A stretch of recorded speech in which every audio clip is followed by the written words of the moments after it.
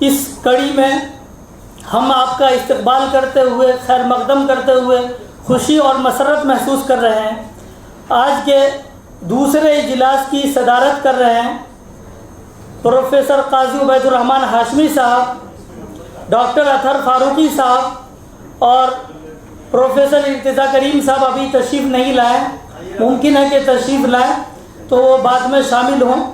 تو میں آج کے صدور اجلاس پروفیسر قاضی عبید الرحمن ہاشمی صاحب سے اور ڈاکٹر اطہر فاروقی صاحب سے مؤدبانہ درخواست کر رہا ہوں کہ اسٹیج پر تشریف لائیں۔ آج میر تقی میر کے حوال پر گفتگو کرنے اور میر کے کلام پر گفتگو شنید کرنے کے لیے آفتاب و مہتاب جمع ہوئے ہیں، اور یہاں جو حضرات موجود ہیں ان میں سے ہر ایک کی شخصیت مسلم ہے، کس کی تعریف کریں، کس کا تعارف کریں، ان میں سے سبھی محتاج تعارف نہیں ہیں، سبھی مثل آفتاب ہیں، اور میں سبھی کی تفصیلی تعارف کے ذریعے وقت برباد کرنا نہیں چاہتا، اس لیے کہ ہم تاخیر سے اس اجلاس کو شروع کر رہے ہیں۔ اس لیے بلا تمہید اور بلا تعارف کے میں مقالہ نگار حضرات کی خدمت میں عرض کر رہا ہوں کہ اسٹیج پر تشریف لے آئیں۔ آج کے مقالہ نگار ہیں ڈاکٹر عمیر منظر صاحب، پروفیسر مظہر احمد صاحب، پروفیسر سرور الہدیٰ صاحب، پروفیسر شہاب الدین ثاقب صاحب۔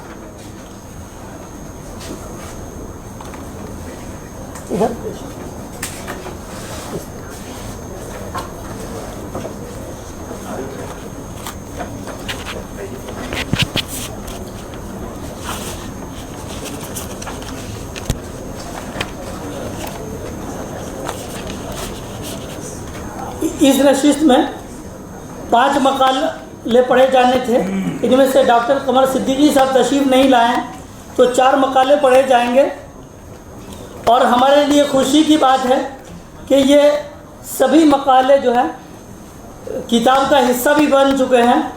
تو مقالہ نگار حضرات اپنے مقالے کی تلخیص پیش کریں گے اور مقالے پر گفتگو کریں گے۔ کوشش ہوگی کہ 10 منٹ میں اپنی بات ختم کر دیں تاکہ وقت پر اس نشست کو ختم کر سکیں ہم، اس کے بعد جو ہے مشاعرے کو بھی شروع کرنا ہے۔ تو میں آج کے جو ہمارے پہلے مقالہ نگار ہیں ڈاکٹر عمیر منظر صاحب ہیں۔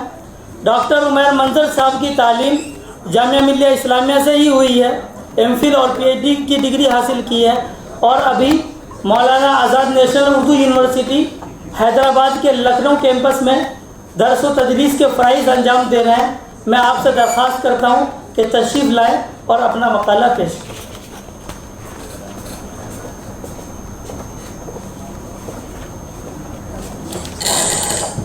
حضور محترم، اساتذہ کرام اور عزیز ساتھیوں، ہم لوگ تو 20-25 سال سے ندامت کر رہے ہیں اور سب سے کہہ رہے ہیں وقت پہ ختم کرو، آج تک تو کسی نے ختم کیا ہے، آج ہم لوگ کوشش کرتے ہیں۔ جو مقالہ میں نے یہاں دیا تھا ظاہر ہے کہ وہ بالکل ارلی اسٹیج پر تھا، اور اس میں بہت سی تبدیلیاں جو وقت دیا گیا تھا کونسل نے ظاہر کو بہت اس کے بعد میں نے کافی تبدیل کیا ہے۔ کچھ جگہوں سے میں پڑھ دے رہا ہوں۔ میرا عنوان ہے تفہیم میر اور شمس الرحمان فاروقی۔ شمس الرحمان فاروقی نے شعر شورانگیز کے دیباچوں کی شکل میں تفہیم میر کی جو احساس فراہم کی ہے، اس نے ہمیں اپنے کلاسیکی سرمایہ پر فخر کرنا سکھایا۔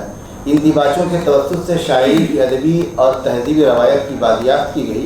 جب یہ باتیں ادبی معاشرے کا باقاعدہ حصہ تھیں تو بہت سے پہلو وضاحت طلب نہیں تھے، مگر جب پہلی جیسی صورتحال نہیں رہی اور ادب کے فنی سروکار کے بجائے اس کے سماجی سروکار پر زور دیا گیا، تو ایسی صورت میں اپنے ہی ادبی سرمایہ کے لیے بہت سی باتیں وضاحت طلب ہو گئیں، جن میں کلاسیکی شاعری کی بعض اہم اصناف بھی آ گئی۔ اسی لیے فاروقی نے تفہیم میر سے پہلے کلاسیکی شاعری کی تفہیم کے لیے جو بنیادی مسائل تھے انہیں پوری تفصیل کے ساتھ اپنے مطالعے کا حصہ بنایا۔ شمس الرحمان فاروقی نے تفہیم میر سے پہلے جن مباحث کو قائم کیا ان میں خدائے سخن میر کی غالب کی میری اور انسانی تعلقات کی شاعری کے عنوان سے فکر انگیز تحریروں کے علاوہ میر کی زبان، روزمرہ یا استعارہ سے متعلق طویل بحث کی گئی ہے۔ اس مطالعے کے بعد نتائج بہت دلچسپ اور حیرت انگیز ہیں، یعنی یہ کہ میر کسی لفظ سے گھبراتے نہیں، بلکہ وہ زبان کے ساتھ آزادی کثرت سے روا رکھتے ہیں، اور یہی وجہ ہے کہ وہ دور دراز کے نامانوس شاعری کی زبان کے لیے لفظی نہیں بلکہ عوامی لفظ بھی کثرت سے استعمال کرتے ہیں۔ ایک بات فاروقی صاحب نے یہ بھی لکھی ہے کہ میر کی زیادہ تر تخلیقی تراکیب فارسی کے مروج اور مستقل محاورے پر مبنی نہیں ہے۔ اس کے علاوہ معنی اور اس کے متعلقات پر روشنی ڈالتے ہوئے تیسری جلد میں انہوں نے ان اصولوں کا بھی ذکر کیا ہے جن سے کلاسیکی شعریات مرتب کی جا سکتی ہے۔ اسی کے تحت انہوں نے ربط، روانی، مناسبت، چستی، بندش، استعارہ، نازو خیالی، خیال بندی اور دیگر چیزوں پر مفصل بحث کی ہے، بلکہ میر کے اشعار سے بعض نتائج بھی برآمد کیے ہیں۔ یہی وہ مباحث ہیں جہاں شمس الرحمن فاروقی سب سے منفرد نظر آتے ہیں۔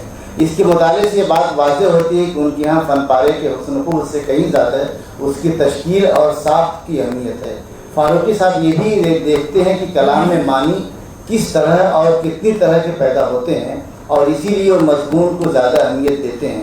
انہوں نے اس بات پر بھی زور دیا ہے کہ قاری کی تربیت کے لیے شعری متن میں علامات وقت کا اہتمام نہ کیا جائے، شعر شورانگیز میں ان کا خاص انتظام رکھا گیا ہے۔ یہاں اس بات کی وضاحت ضروری ہے کہ فاروقی صاحب سے پہلے اشعار میر کی باقاعدہ شرح یا تفہیم شاید ہی کسی نے کی ہو۔ شمس الرحمن فاروقی کو اس بات میں اولیت حاصل ہے۔ یہ بات تو سب کے ذہن میں ہوگی کہ فاروقی نے میر کی شرح کے بجائے ان کی تفہیم کا کام کیا ہے۔ میر سے پہلے غالب، مومن، ذوق، فانی، اقبال اور بعض دیگر شعراء کے اشعار کی شرح کی گئی ہے۔ ان میں سب سے زیادہ مرزا غالب کی، حالی، شوکت میرٹھی، سید نظم طباطبائی، بےخود موہانی، حسرت موہانی وغیرہ نے ان کے کلام کی تشریح کی، لیکن شارحین کی عمومی توجہ شعراء کے کلام کی تشریح تک محدود رہی ہے۔ مرزا غالب کے کلام کا تشریح، مرزا غالب جن کے کلام کی تشریح کا کام سب سے زیادہ ہوا، بیشتر شارحین نے محض تشریح شعر کا فریضہ انجام دیا۔ ان میں سے بعض نے غالب کی مشکل پسندی وغیرہ کے کچھ نکات ضرور پیش کیے، کہیں کہیں لغوی، لفظی اور معنوی پیچیدگیوں پر بھی روشنی ڈالی، لیکن دائرہ کار غالب تک ہی محدود رہا۔ اقبال کا بھی تقریباً یہی حال ہے۔ اقبال کے بعض فلسفوں کے بیان میں مذہبی اور تہذیبی حوالوں سے استفادہ تو کیا گیا ہے، لیکن ان کی شاعری کو کسی بڑے تناظر میں نہیں دیکھا گیا ہے، اور نہ ان کے حوالے سے کوئی فنی بحث ہی کی گئی ہے۔ شمس الرحمن فاروقی نے کلام میر کی تفہیم کا باقاعدہ ایک ہدف مقرر کیا اور اس کے کچھ اصول طے کیے۔ یہ 5 اصول تھے، ان میں جو سب سے اہم اصول تھا وہ یہ کہ میر کی غزلیات کا ایک ایسا معیاری انتخاب جو دنیا کی بہترین شاعری کے سامنے بے جھجک رکھا جا سکے اور جو میر کا نمائندہ انتخاب بھی ہو۔ اسی میں یہ بھی لکھا ہے کہ میر مشرقی اور مغربی شعریات کی روشنی میں میر کے اشعار کا تجزیہ، تشریح، تعبیر اور محاکمہ، اور میر کی زبان کے بارے میں حسب ضرورت ان کا بیان۔ ان نکات کی ضرورت یوں بھی ہے کہ میر کے بارے میں ہمارے ہاں عموماً، ہمارے ادبی معاشرے میں عموماً بہت سی غلط فہمیاں قبول عام کی طرح رائج تھیں۔ ان میں سب سے زیادہ یہ بات مشہور تھی کہ میر درد و غم کے شاعر ہیں، ان کے کلام میں اس کے سوا کچھ بھی نہیں۔ محمد حسین آزاد کی آب حیات نے اس غلط فہمی کو زیادہ ہی شہرت دی۔ شمس الرحمن فاروقی کے پیش نظر شعر و شورانگیز کے توسط سے میر کا ایک ایسا جامع انتخاب پیش کرنا تھا جس سے طالب علم میر کے پورے شعری مرتبے اور کردار سے واقف ہو سکے۔ یہاں میر کے جن اشعار کا انتخاب کیا گیا ہے ان میں سب سے پہلے اسی عام تصور کی نفی کی گئی ہے، کیونکہ فاروقی نے ہر طرح کے اشعار کا انتخاب کیا ہے جس کے نتیجے میں درد و غم والی وہ تصویر نہیں بن سکی جیسا کہ آب حیات اور مولوی عبدالحق کے انتخاب سے سامنے آتی ہے۔ پہلی جلد میں شعر شور انگیز کے تحت انہوں نے آہنگ کی پیچیدگی، کلام کی روانی اور شور انگیزی وغیرہ پر جو بحث کی ہے اس میں تفہیم میر کے سلسلے کے بعد مسائل کی طرف اشارہ کیے گئے ہیں۔ ایک اہم بات انہوں نے یہ لکھی ہے کہ آہنگ کی پیچیدگی کے اعتبار سے صرف غالب میر کے ہم پلہ ہیں، جبکہ کلام میں روانی کے اعتبار سے میر انیس اور اقبال کے علاوہ کوئی دوسرا ہم پلہ نہیں ہے۔ سودا، غالب، ذوق، مومن، قائم، میر عبدالحی طابع، ناسخ اور آتش کی روانی اور آہنگ پر بحث کرتے ہوئے یہ نتیجہ نکالا ہے کہ تمام کلاسیکی شعراء کے آہنگ میں بعض اقدار مشترک ہیں، فرق صرف کم و بیش کا ہے۔ لیکن میر کے بارے میں فاروقی کا اصرار ہے کہ ان کا لہجہ نرم اور مدھم نہیں ہے بلکہ بلند اور گنجیلا ہے۔ انہوں نے لکھا ہے کہ میر کے ہاں تخاطب کے بے شمار رنگ اور مکالمے کے بہت سے طریقے ہیں، یعنی ان کے ہاں بوقلمونی بہت زیادہ ہے۔ ایسے شاعر کو کسی ایک لہجے اور انداز میں کیسے پڑھ سکتے ہیں؟ اس سلسلے کی حتمی بات انہوں نے یہ لکھی کہ اس کا ثبوت اصلاً تو اسی وقت مل سکتا ہے جب میر کے کلام بریکٹ میں ہے کہ نہ کہ نمونۂ کلام یا انتخاب کلام کے ساتھ وقت گزارا جائے، بلکہ ان کے اشعار بآواز بلند طرح طرح کی ادائیگی میں پڑھے جائیں۔ اقتباس ختم۔ جب تک کلام میر کی قرض درست نہیں ہوگی اس وقت تک معنی کی رسائی کیوں کر ممکن ہے۔ میر کا شعر ہے کہ گفتگو ناقصوں سے ہے ورنہ میر جی بھی کمال رکھتے ہیں۔ میر کی تفہیم میں شمس الرحمن فاروقی نے محض تشریحی عمل سے کام نہیں لیا ہے، بلکہ اس میں تشریح کے علاوہ تعبیر اور محاکمے کا بھی ایک اہم حصہ ہے۔ اصلاً کتاب کا سب سے اہم حصہ یہی قرار دیا جا سکتا ہے، مگر اس سے یہ نہ سمجھا جائے کہ شعر شورانگیز کے دیگر حصے کمزور ہیں۔ چونکہ تشریح عام ہے اور اس کا طریقہ کار بھی ہمیں معلوم ہے، اس لیے یہاں سے صرف نظر کر کے تعبیر کی ایک مثال، یہ مثال بھی میں چھوڑ رہا ہوں۔ بہت مشہور شعر ہے میر کا کہ کہا میں نے کتنا ہے گل کا ثبات، کلی نے یہ سن کر تبسم کیا۔ اس شعر کی تفہیم میں تعبیر کے علاوہ کوئی دوسری صورت نہیں تھی، اور تعبیر زبان و بیان کی جملہ خوبیوں کو سامنے رکھ کر کی گئی ہے۔ بالعموم اس قدر شرح و بسط کے ساتھ اور دیگر فنی رموز و نکات کے ساتھ اشعار کی تفہیم کا مرحلہ کم ہی لوگ طے کرتے ہیں۔ شعر شورانگیز کے مطالعہ کرنے والے جانتے ہیں کہ فاروقی کے ہاں تفہیم کا معاملہ ایک ہرا نہیں ہے، بلکہ ان کے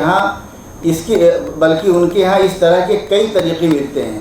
مفہوم کو بیان کرنے کے لیے ایک طرف جہاں وہ تشریح و تعبیر اور محاکمے کا رویہ اختیار کرتے ہیں، تو دوسری طرف ایسے بے شمار اشعار ملیں گے جہاں وہ مفہوم پر اس قدر زور نہیں دیتے، بلکہ شعر کی ساخت پر زیادہ توجہ دیتے ہیں، یعنی شعر کس طرح بنا ہے، شعر کی فنی خوبی کیا ہے، وغیرہ وغیرہ۔ جیسے بطور مثال کی دہر میں میر طرفہ مقتل ہے، جو ہے سو کوئی دم کو فیصل ہے۔ یہ واضح رہے کہ فاروقی نے میر کے انتخاب میں اس بات پر زیادہ توجہ دی ہے کہ اس میں ہر طرح کا رنگ نمایاں ہو سکے، اور اسی لیے اس میں بہت سے ایسے اشعار ہیں جنہیں میر کے کسی بھی انتخاب میں جگہ نہیں ملی ہے۔ درج بالا شعر بھی اسی طرح کا ہے۔ فاروقی صاحب لکھتے ہیں کہ شعر میں بظاہر کچھ نہیں، لیکن لفظ فیصل پر غور کریں تو معنی کی ایک دنیا نظر آتی ہے۔ فیصل کثیر المعانی لفظ ہے، اور فی الحال اس کے مندرجہ ذیل معنی ہمارے مفید مطلب ہیں۔ قاطع، قضا، میان حق و باطل، یہ شمس اللغات کے حوالے سے انہوں نے لکھا ہے۔ الگ کرنا، دور دور کرنا۔ دم کا لفظ بھی دلچسپ ہے، کسی ہتھیار کی دھار کے معنی میں یہ مقتل کے ضلع کا لفظ ہے۔ یہ سب اس کے معنی ہیں۔ مؤخر الذکر معنی سے فائدہ اٹھا کر درد نے کیا خوب کہا ہے، ٹھہر جا ٹک بات کی بات ہے صبا، کوئی دم میں ہم بھی ہوا ہوتے ہیں۔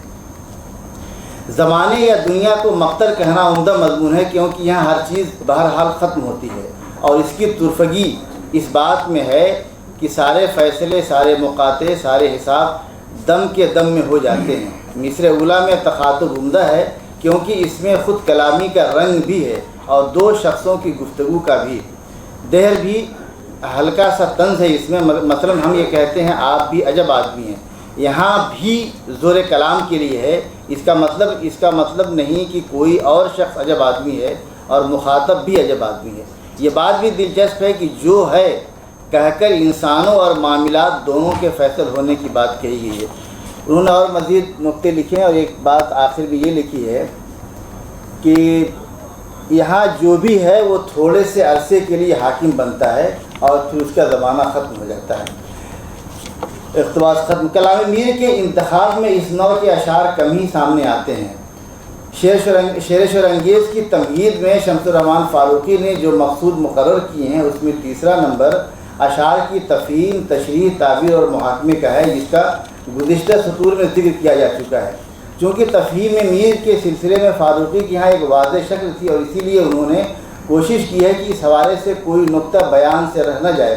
اس کے باوجود ان کا خیال ہے کہ بہت کچھ بیان کرنے کے بعد بھی شاید ابھی کچھ بیان کرنا باقی رہ گیا ہے۔ تفہیم شعر کے کئی مراحل ہیں۔ الفاظ کے معنی و مفہوم کے علاوہ شعر میں بیان و معنی کی جو مختلف جہتیں ہیں اس پر بھی روشنی ڈالی جاتی ہے، لیکن فاروقی نے بہت سے مقامات پر شعر کی تشریح کے بجائے اس نوع کی خوبیوں یعنی صنعتوں کے توسط سے شعر کو واضح کیا ہے، اور اس میں بھی وضاحت سے کہیں زیادہ بندش الفاظ، رعایت، مناسبت اور دیگر فنی نکات پر روشنی ڈالی ہے۔ عموماً اس نوع کی تفہیم یا تشریح سے ہمارا واسطہ نہیں پڑتا۔ میر کا شعر ہے: گل شرم سے بہہ جائے گا گلشن میں ہو کر آپ سا، گل شرم سے بہہ جائے گا گلشن میں ہو کر آپ سا، برقعے سے گرد نکلا کہیں چہرہ تیرا مہتاب سا۔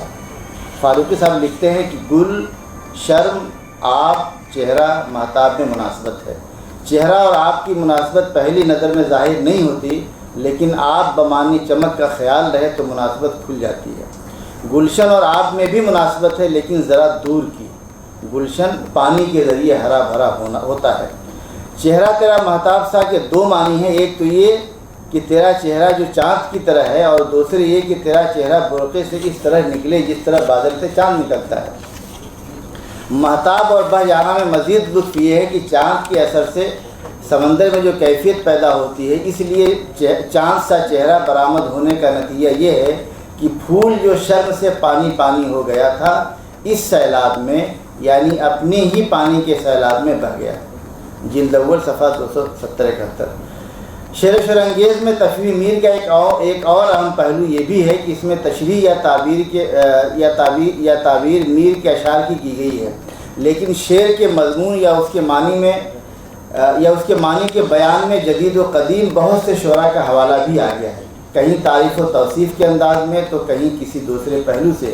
یہ بات بہرحال قابل غور ہے کہ اکثر زیر بحث شعر کے دوران کسی نہ کسی شاعر کی کوئی مثال، بلکہ بہت سے مقامات پر خود میر کے دوسرے دواوین سے یا اس مضمون کے دوسرے اشعار یا اس لفظ کی کوئی دوسری مثال فاروقی صاحب نے پیش کی ہے۔ جیسے پیدا ہے کہ پنہاں تھی آتش نفسی میری، پیدا ہے کہ پنہاں تھی آتش نفسی میری، میں ضبط نہ کرتا تو سب شہر یہ جل جاتا۔ اب تضاد وغیرہ جو لکھا ہے، لیکن یہاں پر اس کو میں چھوڑتا ہوں کہ اس شعر کے مضمون کا ایک پہلو شہریار نے بہت اچھا نظم کیا ہے۔ اے شہر تیرا نام و نشاں بھی نہیں ہوتا، جو حادثے ہونے تھے اگر ہو گئے ہوتے۔ اب اسی تناظر میں اصغر علی خان نسیم دہلوی کے بارے میں لکھا ہے کہ انہوں نے اس مضمون کو بہت پست کر کے لکھا ہے۔ خوف خدا تھا ورنہ زمانے کو پھونکتا، میں کرتے کرتے آہے شرر بار رہ گیا۔ فراق، آتش اور بہت سے شعراء کی ایسی مثالیں کہ جہاں انہوں نے اس طرح کا اشعار کا ذکر کیا۔ فراق کے بارے میں تو کئی جگہ لکھا ہے کہ حسب معمول فراق نے اس شعر کا قیمہ کر دیا، یا اس مضمون کو بگاڑ دیا، اس مضمون کو یہ کر دیا۔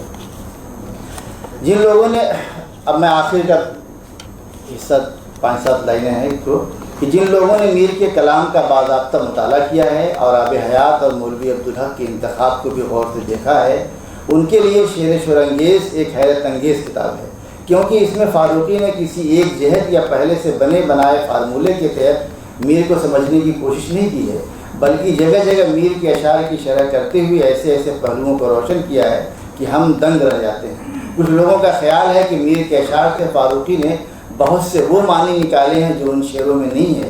اس کا جواب بھی فاروقی نے شعر شورانگیز کے مفصل دیباچے میں دلائل کے ساتھ دے دیا ہے۔ ان کا کہنا ہے کہ میر کے اشعار سے جو معنی نکالے گئے ہیں ان کے بارے میں ہم کس بنا پہ کہہ سکتے ہیں کہ وہ معنی میر کے ذہن میں نہیں تھے۔ دوسری بات وہ یہ کہتے ہیں کہ شعر سے وہی معنی برآمد کیے جا سکتے ہیں جو اس شعر میں موجود ہوں گے۔ اس روشنی میں دیکھا جائے تو شعر شورانگیز کی صورت میں میر کے کلام کی تفہیم ایسا غیر معمولی تنقیدی کارنامہ ہے جس کی کوئی دوسری مثال دور دور تک نظر نہیں آتی۔ بہت شکریہ ڈاکٹر عمیر منظر صاحب ابھی مقالہ پیش کر رہے تھے تفہیم میر اور شمس الرحمن فاروقی کے حوالے سے۔ ہمارے اگلے مقالہ نگار ہیں پروفیسر مظہر احمد صاحب۔ پروفیسر مظہر احمد صاحب کا تعلق شعبہ اردو ذاکر حسین دہلی کالج ایوننگ سے ہے۔ آپ کا خصوصی میدان طنز و مزاح ہے اور تقریباً 21 کتابیں منظر عام پر آ چکی ہیں۔ اب میں اسی کے ساتھ درخواست کرتا ہوں پروفیسر مظہر احمد صاحب سے کہ تشریف لائیں اور اپنا مقالہ پیش کریں۔ बहुत बहुत शुक्रिया। 21 पर बहुत ज़ोर था। सुदूर की इजाज़त। एक जो मैंने मकाला लिखा है, उन्वान है खुदाए सुखन और तंज़ो मज़ाह की रवायत। एक तवील मकाला है और जैसा कि मुझसे कहा गया था कि इसकी तलखीस सिर्फ पढ़नी है, तो मैंने उसको 4 सफ़हात पर जो है सिर्फ समेट लिया है। थोड़ी सी बेतरतीबी इसमें हो सकती है, लेकिन जो मैं कहना चाहता हूँ इंशाअल्लाह वो आप तक पहुँच जाएगा। तमहीद के तौर पे मैंने 3-4 सफ़हात लिखे हैं, जिसमें मैंने ये बताने की कोशिश की है कि तंज़ो मज़ाह के नक़ादों ने मीर के कलाम से सरफ़ नज़र किया है। सौदा का ज़िक्र हो जाता है, नज़ीर अकबर आबादी का ज़िक्र हो जाता है, 1-2 नक़ादों ने, वज़ीर आगा वग़ैरह ने मीर का ज़िक्र किया है तंज़ो मज़ाह के हवाले से, मगर इसके अलावा किसी और ने नहीं किया। तो ये मेरी चंद तासुरात हैं, मैं आपकी खिदमत में पेश करता हूँ। खुदाए सुखन मीर तक़ी मीर की शायरी के ताल्लुक़ से जो मफरूज़ात आम तौर पर मशहूर व मारूफ़ हैं, उनका ताल्लुक़ मीर की गज़ल या शायरी से है। हमारे पेश नज़र नक़ादों ने मीर की शायरी में हुर्मा नसीबी, दर्दमंदी, दाखिलियत, रंज व अलम, सोज़ व गुदाज़, इश्क़ हक़ीक़ी व मजाजी को ही उनकी शायरी का महवर व मरकज़ बनाया है।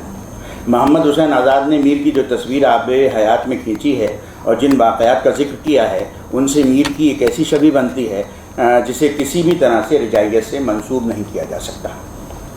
मीर की नाजुक मिजाजी और अनानियत के बयान में भी मुबालगा आराई की गई है। मीर की तुनक मिजाजी के तस्करे भी आम किए गए हैं। रही सही कसर बाबा उर्दू के इंतखाब ने पूरी कर दी। उनके मुकदमे के बाज़ मारूजात ने भी मीर की दाखिलियत और दर्द व अलम से मुतालिक एक मखसूस तस्वीर पेश कर दी और बादियों नज़र में मीर कुनूती शायर करार पाए। यही नहीं, उन्हें यासियत का इमाम भी कहा गया। सवाल ये पैदा होता है कि मौलवी अब्दुल हक का इंतखाब क्या मीर की कुलियात के कमहक्कू पहलुओं को सामने लाता है या महज एक ही रुख को पेश करता है? वो तो भला हो नए नक़ादों का बतौर ख़ास फारूक़ी साहब का, उन्होंने उस मीर से हमारा तारुफ़ कराया जो एक अरसे दराज तक हमारी नज़रों से ओझल था। आज हम मीर की शायरी और उनके अदब से मुतालिक एक अलग और मुनफरिद राय रखते हैं और उनकी तमाम व कमाल खूबियों से वाकिफ़ हैं। जैसा कि सब जानते हैं कि मीर तक़ी मीर की ज़िंदगी का महवर व मरकज़ गम और इरफान गम था। उनकी ज़िंदगी के हालात महरूमियों से इबारत थे। पे बपे मुसीबतें इंसान को बुलंद हिम्मत और अज़ियत कोश बना देती हैं। बकौल गालिब मुश्किलें इतनी पड़ी मुझ पर कि आसा हो गई। ज़िंदगी में नाकामियाँ जब अपनी इंतहा को पहुँच जाती हैं तो इंसान उनका आदी हो जाता है और उन्हें लवाज़िम हयात समझकर उनको है जो बेवक़्त समझने लगता है।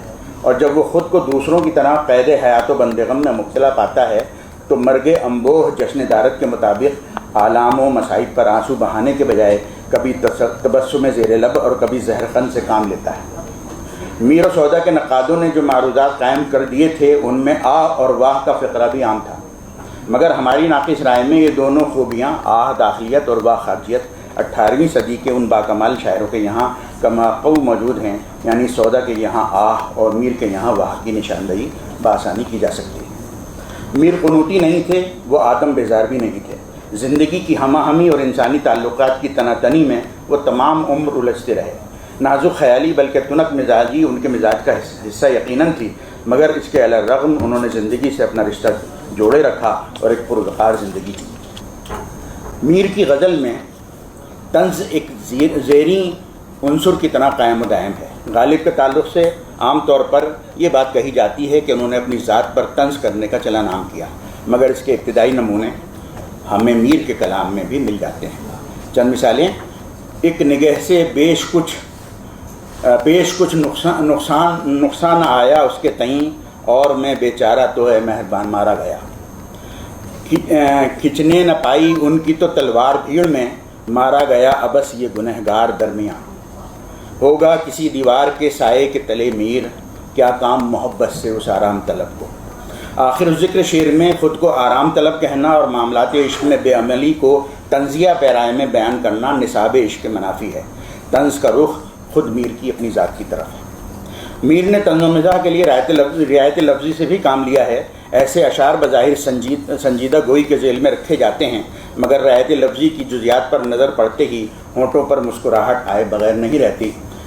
ये शेर मुलाहिज़ा फरमाएँ। عام حکم شراب کرتا ہوں، محتسب کو کباب کرتا ہوں۔ کباب کرنا دل کے جلنے کے معنی میں ہے، مگر کباب کو شراب نوشی سے جو تعلق ہے وہ جگ ظاہر ہے۔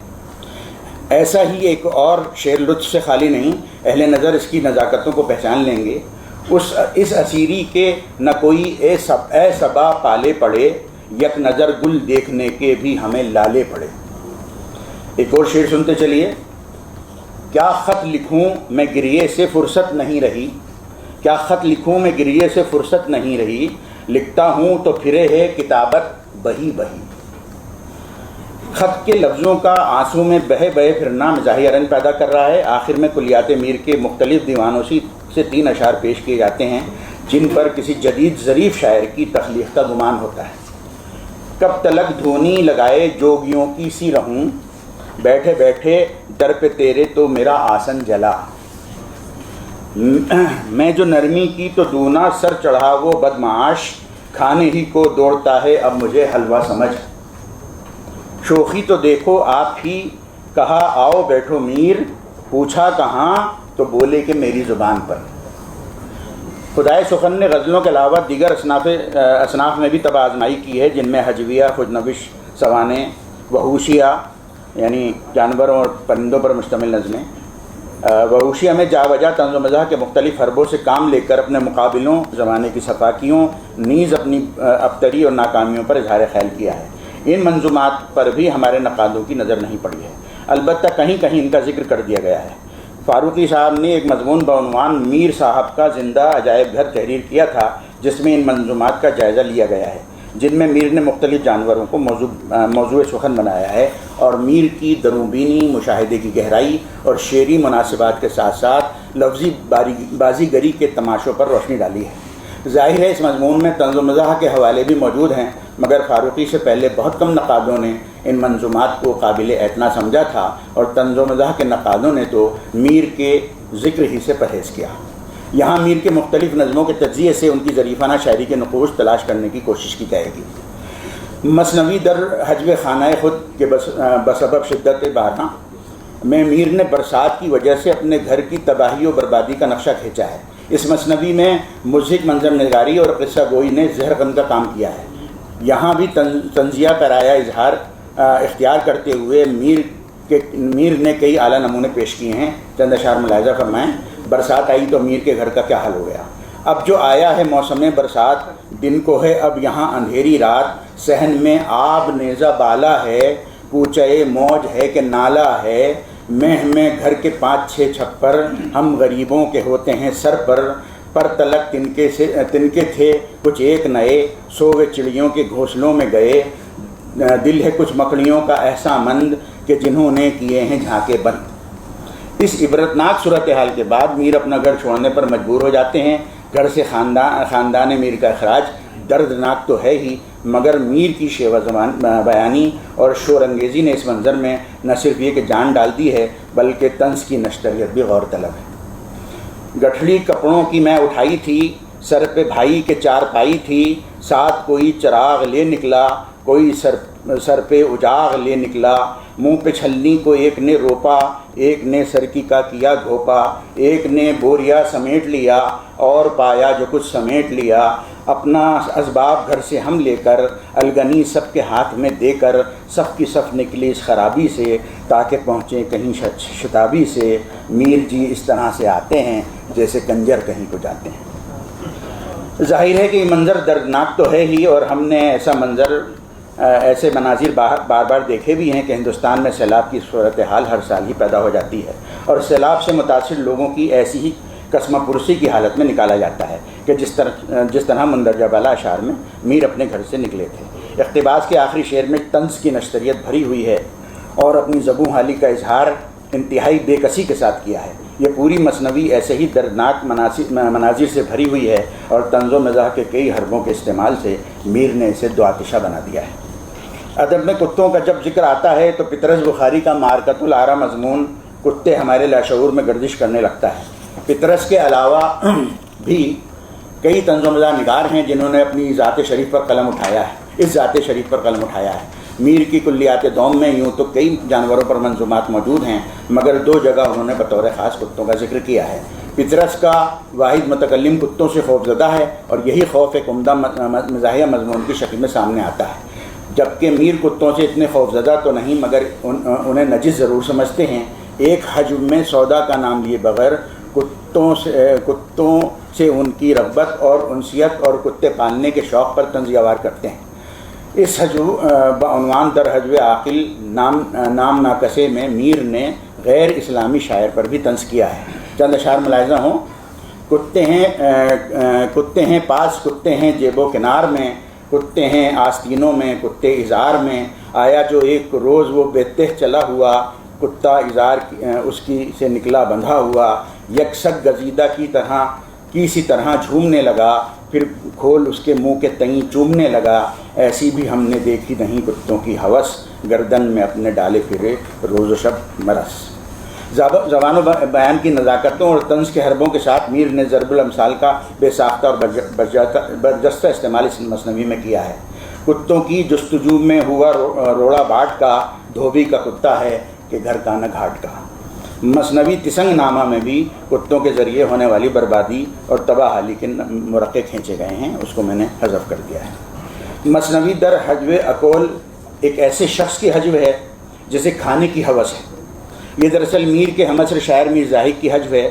سودا نے بھی موصوف کی صدا کو حجب کا موضوع بنایا ہے۔ بقول گیان چند جین انہوں نے ایک دوسرے سے استفادہ کیا ہے۔ اس حجبیہ مثنوی میں میر زاہد کی آڑ میں ایسے تمام لوگوں کو اپنے طنز کا نشانہ بنایا ہے جنہیں کھانے کی ہوس ہے۔ مبالغہ آرائی اور مزاحیہ تمثیل کے ساتھ ساتھ منظر نگاری نے بھی اس مثنوی کو اہم بنا دیا ہے۔ یہاں چند اشعار ملاحظہ فرمائیں۔ ایک ہے پرخور آشنا بے پیر، سینہ سوراخ جس سے ہے کفگیر، صد منی دیگ ہے شکم اس کا، نفس اژدہا ہے دم اس کا، آنت شیطاں کی ہے اس کی آنت، دانت اس کا ہے ہاتھی کا سا دانت، شکل مت پوچھ کھانے کا ہے بلی، منہ سے چھیپوں سے جیسے روٹی جلی، شکل مت پوچھ گال کلچے سے بھر توے سے سیاہ، کاسے سر ہے جیسے اندھا کڑا، توند کالی جو کھول جاوے لیٹ، آہنی ہے تنور اس کا پیٹ، راہ مطبخ میں پاوے ہے جو کبھی، چاٹ جاتا ہے دیگچے تک بھی، کھینچے باورچیوں کے کیا کیا ناز، کتری گئی اس کے ڈیش ڈیش پر پیاز، کھانا نکلے پر آوے ہے کیسے اور کیا پڑھا نہیں، آپ پورا لکھا ہوا ہے، میں نے پڑھا نہیں، خواتین کی وجہ سے۔ کھانا نکلے ہے آوے ہے کیسے، چیل ٹوٹے ہے گوشت پر جیسے۔ آخری پیراگراف ہے۔ ظاہر ہے کہ اس حجب میں طنز و مزاح کے تیر و نشتر نے اپنا کام بحسن خوبی کیا ہے، مگر طنز و مزاح کی تاریخ میں اس کا کوئی ذکر نہیں۔ اس طول کلامی کا اصل مقصد اس قدیم مفروضے کو غلط ثابت کرنے کی کوشش کرنا ہے جس کے تحت میر کو قنوتی یاسیت کا امام، داخلی کیفیات کا شاعر اور محض غزل کی تہذیب کا پروردہ بنا کر پیش کیا جاتا رہا ہے۔ قدیم تذکروں سے لے کر مولوی عبدالحق اور دیگر نقادوں نے میر کو اسی مخصوص عینق سے دیکھنے کی کوشش کی ہے، اور اس طرح میر کے تعلق سے بہت سی غلط فہمیاں عام ہو گئی ہیں۔ وہ تو خدا بھلا کرے شمس سلیمان فاروقی صاحب کا کہ انہوں نے ہمارا تعارف اس میر سے کرایا جو بڑی حد تک الگ اور منفرد تھا۔ شعر و شورانگیز کے گراں قدر مقدموں اور مضامین اور انتخاب کے ذریعے ایک نیا میر سامنے آیا۔ نیز غزل کے الرغم دیگر اصناف پر ان کی بھرپور نظر گئی، مگر جیسا کہ ہم نے عرض کیا کہ طنز و مزاح کے نقادوں نے ان منظومات سے صرف نظر کیا۔ صرف چند نقاد نے ہی اس نوع کی شاعری پر اظہار خیال کیا۔ ضرورت اس بات کی ہے کہ طنز و مزاح کا ایک جامع اور بھرپور انتخاب ترتیب دیا جائے جس میں ہماری کلاسیکی دور کی طنزی اور مزاحیہ شاعری کے نمونے بھی شامل کیے جائیں۔ امید ہے کہ کوئی جیالہ اسکالر اٹھے گا اور اپنے کاندھوں پر اس ذمہ داری کا بوجھ ڈال کر طنز و مزاح کے ادب میں در آئے اس خلا کو پر کرنے کی کوشش کرے گا۔ بہت بہت شکریہ۔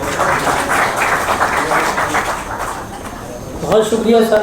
اس ڈیش کا جواب نہیں، اس نے ماحول کو خوشگوار کر دیا، ورنہ لگ رہا تھا کہ طنز و مزاح کے ماحول میں جو ہے ہم بہت شکریہ۔ پہلی بار دیکھ رہا ہوں میں کہ لنچ کے وقفے کے بعد بھی لوگ اتنی بڑی تعداد میں موجود ہیں۔ اسے میر کا جادو کہیں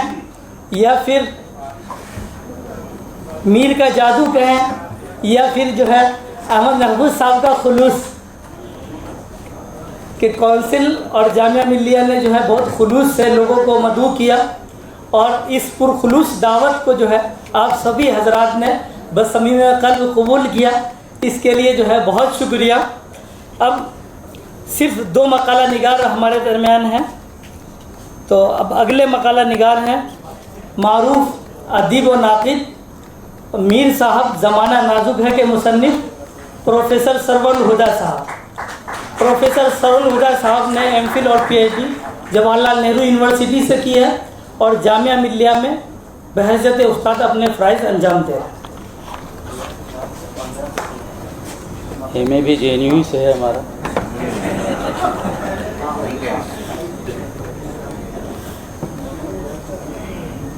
میرے مضمون کا عنوان ہے میر کا شور۔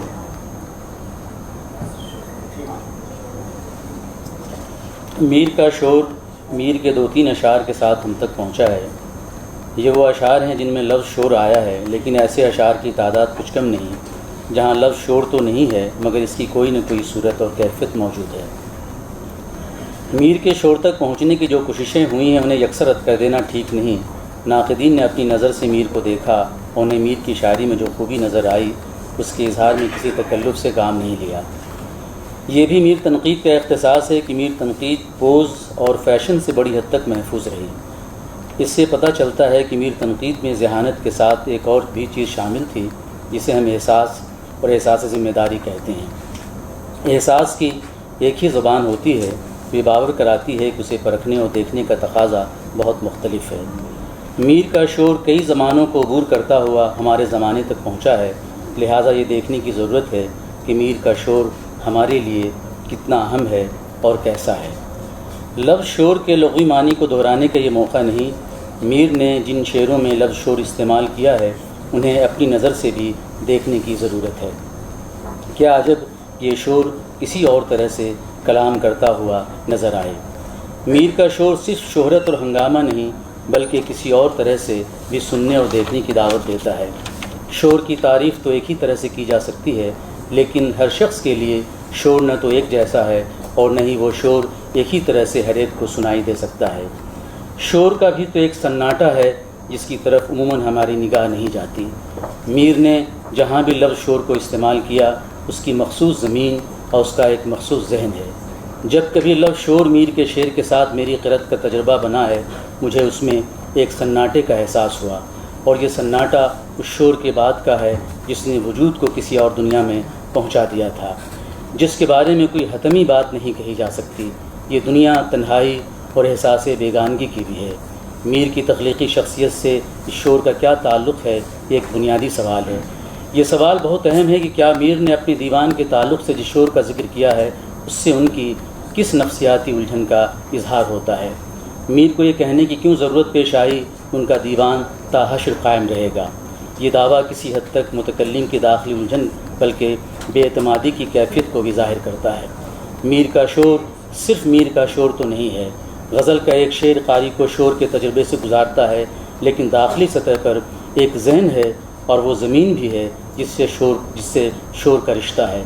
ذہن اور زمین دونوں میں کتنا تضاد ہے اور کتنی قربت ہے، اس کا تعلق متن و ہماری قرأت کے تجربے سے ہے۔ شور ذہن میں زیادہ ہے یا زمین میں، اس کو دیکھنے کا ہمارے پاس کوئی ایسا پیمانہ نہیں۔ ذہن کا شور جنوں کی راہ ہموار کرتا ہے، اب سنگ مداوا ہے اس آشفتہ سری کا۔ شور کی کیفیت کی صورت میں ظاہر ہوتا ہے۔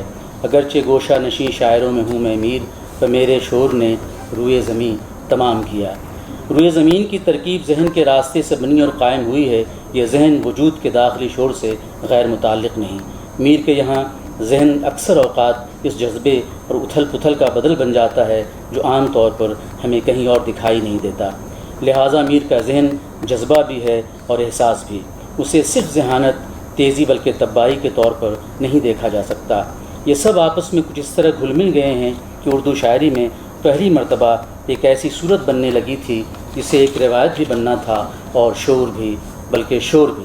اس سے یہ بھی پتہ چلتا ہے کہ متکلم گوشہ نشین تو ہے، مگر اس کی گوشہ نشینی میں جو شور ہے اس کا رخ باہر کی طرف ہے، اور باہر ایک معنی میں زمین بھی ہے۔ یہ شور گوشہ نشینی کا ہے یا اس کے کلام کی کسی خوبی کا؟ ایسا محسوس ہوتا ہے کہ شور کی تعمیر اور تشکیل میں گوشہ نشینی کا ایک اہم کردار ہے۔ میر کا شور، جیسا کہ میں نے عرض کیا، مختلف زمانوں سے گزرتا ہوا اور مختلف حالات کا مقابلہ کرتا ہوا ہمارے زمانے تک آیا ہے۔ یہ شور اپنے سفر کے آغاز میں جیسا تھا وہ اب کچھ مختلف بھی تو ہوگا۔ یہ ممکن نہیں کہ شور اپنی اصل حالت میں موجود ہو۔ جس طرح وقت کے ساتھ متن کی داخلی دنیا قرأت کے تجربے سے بدل جاتی ہے، اسی طرح شور بھی ہے جو خود کو پرشور رکھنے کے باوجود ایسی خاموشیوں کو بھی اپنے اندر داخل کرتا جاتا ہے جنہیں کبھی زبان ملتی ہے اور کبھی زبان نہیں مل پاتی۔ کیا یہ کہا جا سکتا ہے کہ ہر زمانے کا شور ایک جیسا ہے؟ ممکن ہے یہ کہا جائے کہ شور اپنے مزاج کے اعتبار سے ہنگامی ہوتا ہے اور کچھ بے معنی بھی۔ شور کو بے معنی کہنا کس قدر حیرتناک ہے، وہ بھی اس صورت میں جب کچھ سنائی نہ دے رہا ہو۔ جب شور کی وجہ سے کوئی بات نہ کہی جا سکے تو کچھ سنائی نہیں دیتا، تو دراصل وہی وقت کچھ کہنے اور سننے کا بھی ہوتا ہے۔ شور کی آواز اور شور کے درمیان خود کو رکھنے اور سننے کی ایک تہذیب ہے جو میر نے سکھائی تھی کہ راہ کی کوئی سنتا نہ تھا، یہاں رستے میں مانند جرس، شور سے کرتے جاتے تھے ہم، بات کی کس کو طاقت تھی۔ یہ شعر شور کے ساتھ یا شور کی تہذیب کے ساتھ ہے۔ راہ کی کوئی سنتا نہ تھا، اور اگر کوئی سن لیتا تو پھر شور بھی کہاں ہوتا۔ یعنی شور کا سبب راہ کی سننے سے گریز ہے، راہ نے کچھ کہا بھی ہوگا۔ اس شعر کے ساتھ کچھ دور کر چل کر دیکھیے تو محسوس ہوگا کہ جیسے ایک قافلہ ہے جو رواں ہے، بات کرنے کی طاقت کا فقدان کس قدر محرومی کو ظاہر کرتا ہے۔ گویا بات کی جا سکتی تھی لیکن شور میں کچھ سنائی نہ دیتا تھا۔ شور میں مختلف آوازیں ہیں، انہیں الگ الگ سننا دشوار ہے۔ ان میں کئی باتیں ہو سکتی ہیں، وہ بات بھی جو مسافر کرنا چاہتا تھا، لیکن شور نے سننے کا اور کہنے کا موقع نہیں دیا۔ متکلم شور میں شریک ہے، اس سے یہ پتہ نہیں چلتا کہ وہ کون سا قافلہ ہے اور اس میں کیسے لوگ شریک ہیں۔ لفظ کوئی سے عمومی انسانی صورتحال کا اظہار ہوتا ہے۔ کوئی تو ہوتا جو کسی کی بات سن لیتا، بات سنی نہیں گئی اور بات شور میں گم ہو گئی۔ بات کیا تھی اس کے بارے میں صرف قیاس کیا جا سکتا ہے، اور یہی وہ قیاس ہے جو شور کو معنی آفرینی کا وسیلہ بنا دیتا ہے۔ اب یہ شور صرف شور نہیں رہ جاتا، اسے شور کہتے ہوئے تحمل ہوتا ہے۔ شمس الرحمن فاروقی نے لکھا ہے، ایک جمع غفیر ہے جو بالکل بے ذہن یا خالی ذہن بس چلا جا رہا ہے۔ گفتگو کو شور بلکہ شور کی قسم کی کوئی چیز شورسا سے تعبیر کرنا انسانی وجود اور روح کی نارسائی کی انتہائی صورت کو بیان کرتا ہے۔ یہ چوتھی جلد میں یہ فاروقی صاحب کے الفاظ ہیں۔ شمس الرحمن فاروقی کی تعبیرات میں شور محض ایک شور ہے جسے وہ خالص ذہن لوگوں کی آواز بتاتے ہیں۔ میں لکھ چکا ہوں کہ راہ نے کچھ ضرور کہا ہوگا، راہ کی کوئی سنتا نہ تھا۔ اس سے مراد صرف یہ نہیں کہ راہ کچھ کہتی تھی یا راہ کچھ کہنا چاہتی تھی۔ متکلم راہ کے بارے میں کچھ کہہ رہا ہے، اس کا بھی امکان ہے کہ راہ نے مسافر سے کچھ کہا ہوگا اور مسافر نے کچھ سنا بھی ہوگا، مگر یہ کہنا اور سننا بامانی عمل نہیں بن سکا۔ شمس الرحمن فاروقی نے شور کو جرس کے ساتھ دیکھا تو ضرور، مگر شور جو ایک معنی میں مسافروں کا سب سے بڑا مسئلہ ہے، وہ بالکل شور ہی معلوم ہوتا ہے۔ جرس اور قافلے کے شور میں بھی کچھ فرق کیا جا سکتا ہے، اس حقیقت کے باوجود کہ میر نے مانند جرس کی ترکیب استعمال کی ہے۔ آج یہ سوال کیا جانا چاہیے کہ میر کا شور ہمارا شور کیوں نہیں بن سکا، یا میر کا شور کس حد تک ہمارا شور بن سکا ہے۔ شور کو حسیت کے معنی میں بھی استعمال کیا جا سکتا ہے۔ کہیں ایسا تو نہیں کہ میر کا شور ہمارے زمانے کے لیے اتنا اجنبی نہیں تھا جتنا کہ ناقدین نے بتایا یا سمجھا۔ یہ بھی امکان ہے کہ میر کا شور صرف میر کا شور نہ ہو، بلکہ اس میں کچھ نہ کچھ اور کچھ نہ سن پانے کا شدید احساس شامل ہو۔ میر کا شور صرف میر کا شور تو نہیں، اسے میر کے زمانے کا بھی شور کہنا چاہیے، اور وہ بھی جو آنے والے زمانے کا بھی تھا، جس میں ہمارا زمانہ بھی شامل ہے۔ ضمیر علی بدایونی نے میر تقی میر اور اولاں بار عالم کثرت میں کے عنوان سے مضمون لکھا، لیکن اس کا ذکر کچھ اس طرح ہوتا ہے جیسے کہ بہت لوگوں نے میر پر لکھا ہے۔ ان میں ایک مضمون یہ بھی ہے، میر کو رولاں بات سے کیا نسبت؟ یہ وہ سوال ہے جس کا کوئی جواب ایسے شخص کو مطمئن نہیں کر سکتا جس نے اپنے دماغ کی کھڑکیاں بند کر رکھی ہیں۔ ضمیر علی نے انہی لوگوں کے لیے مضمون قلم بند کیا ہے جنہیں نئی آگہی سے نہ تو خوف ہے اور نہ انہیں اپنی قدیم شاعری پر نئی آگہی کا بوجھ ڈالنے سے گریز ہے۔ شعریات اور تصور کائنات کی قدامت اور مقامیت قاری کو نئی آگہی سے گریز کی تعلیم نہیں دیتی، بلکہ اکثر ایسا ہوا ہے کہ قدیم شاعری میں نئی حیثیت کا کوئی عکس یا پہلو دکھائی دیا۔ ضمیر علی ان چند ادیبوں میں ہیں جنہیں اپنی روایت کا گہرا شعور ہے۔ ضمیر علی بدایونی اپنی ادبی روایت کو دوسری ادبی روایت کے ساتھ دیکھتے ہیں۔ میر کی شاعری میں لفظ شور کئی مقام پر آیا اور اس سے یہی سمجھا گیا جیسے کوئی ہنگامہ ہے، یا یہ بتایا جا رہا ہے کہ میر کا کلام داخلی طور پر سراسیمہ اور بجھا بجھا نہیں ہے۔ لفظ شور یوں تو شور ہی معلوم ہوتا ہے، مگر یہ شور کے عام تجربے سے کچھ زیادہ بھی ہے اور کچھ مختلف بھی۔ ضمیر علی نے ساسر، رولا بارت اور میر کا پہلے ہی جملے میں حوالہ دیا ہے۔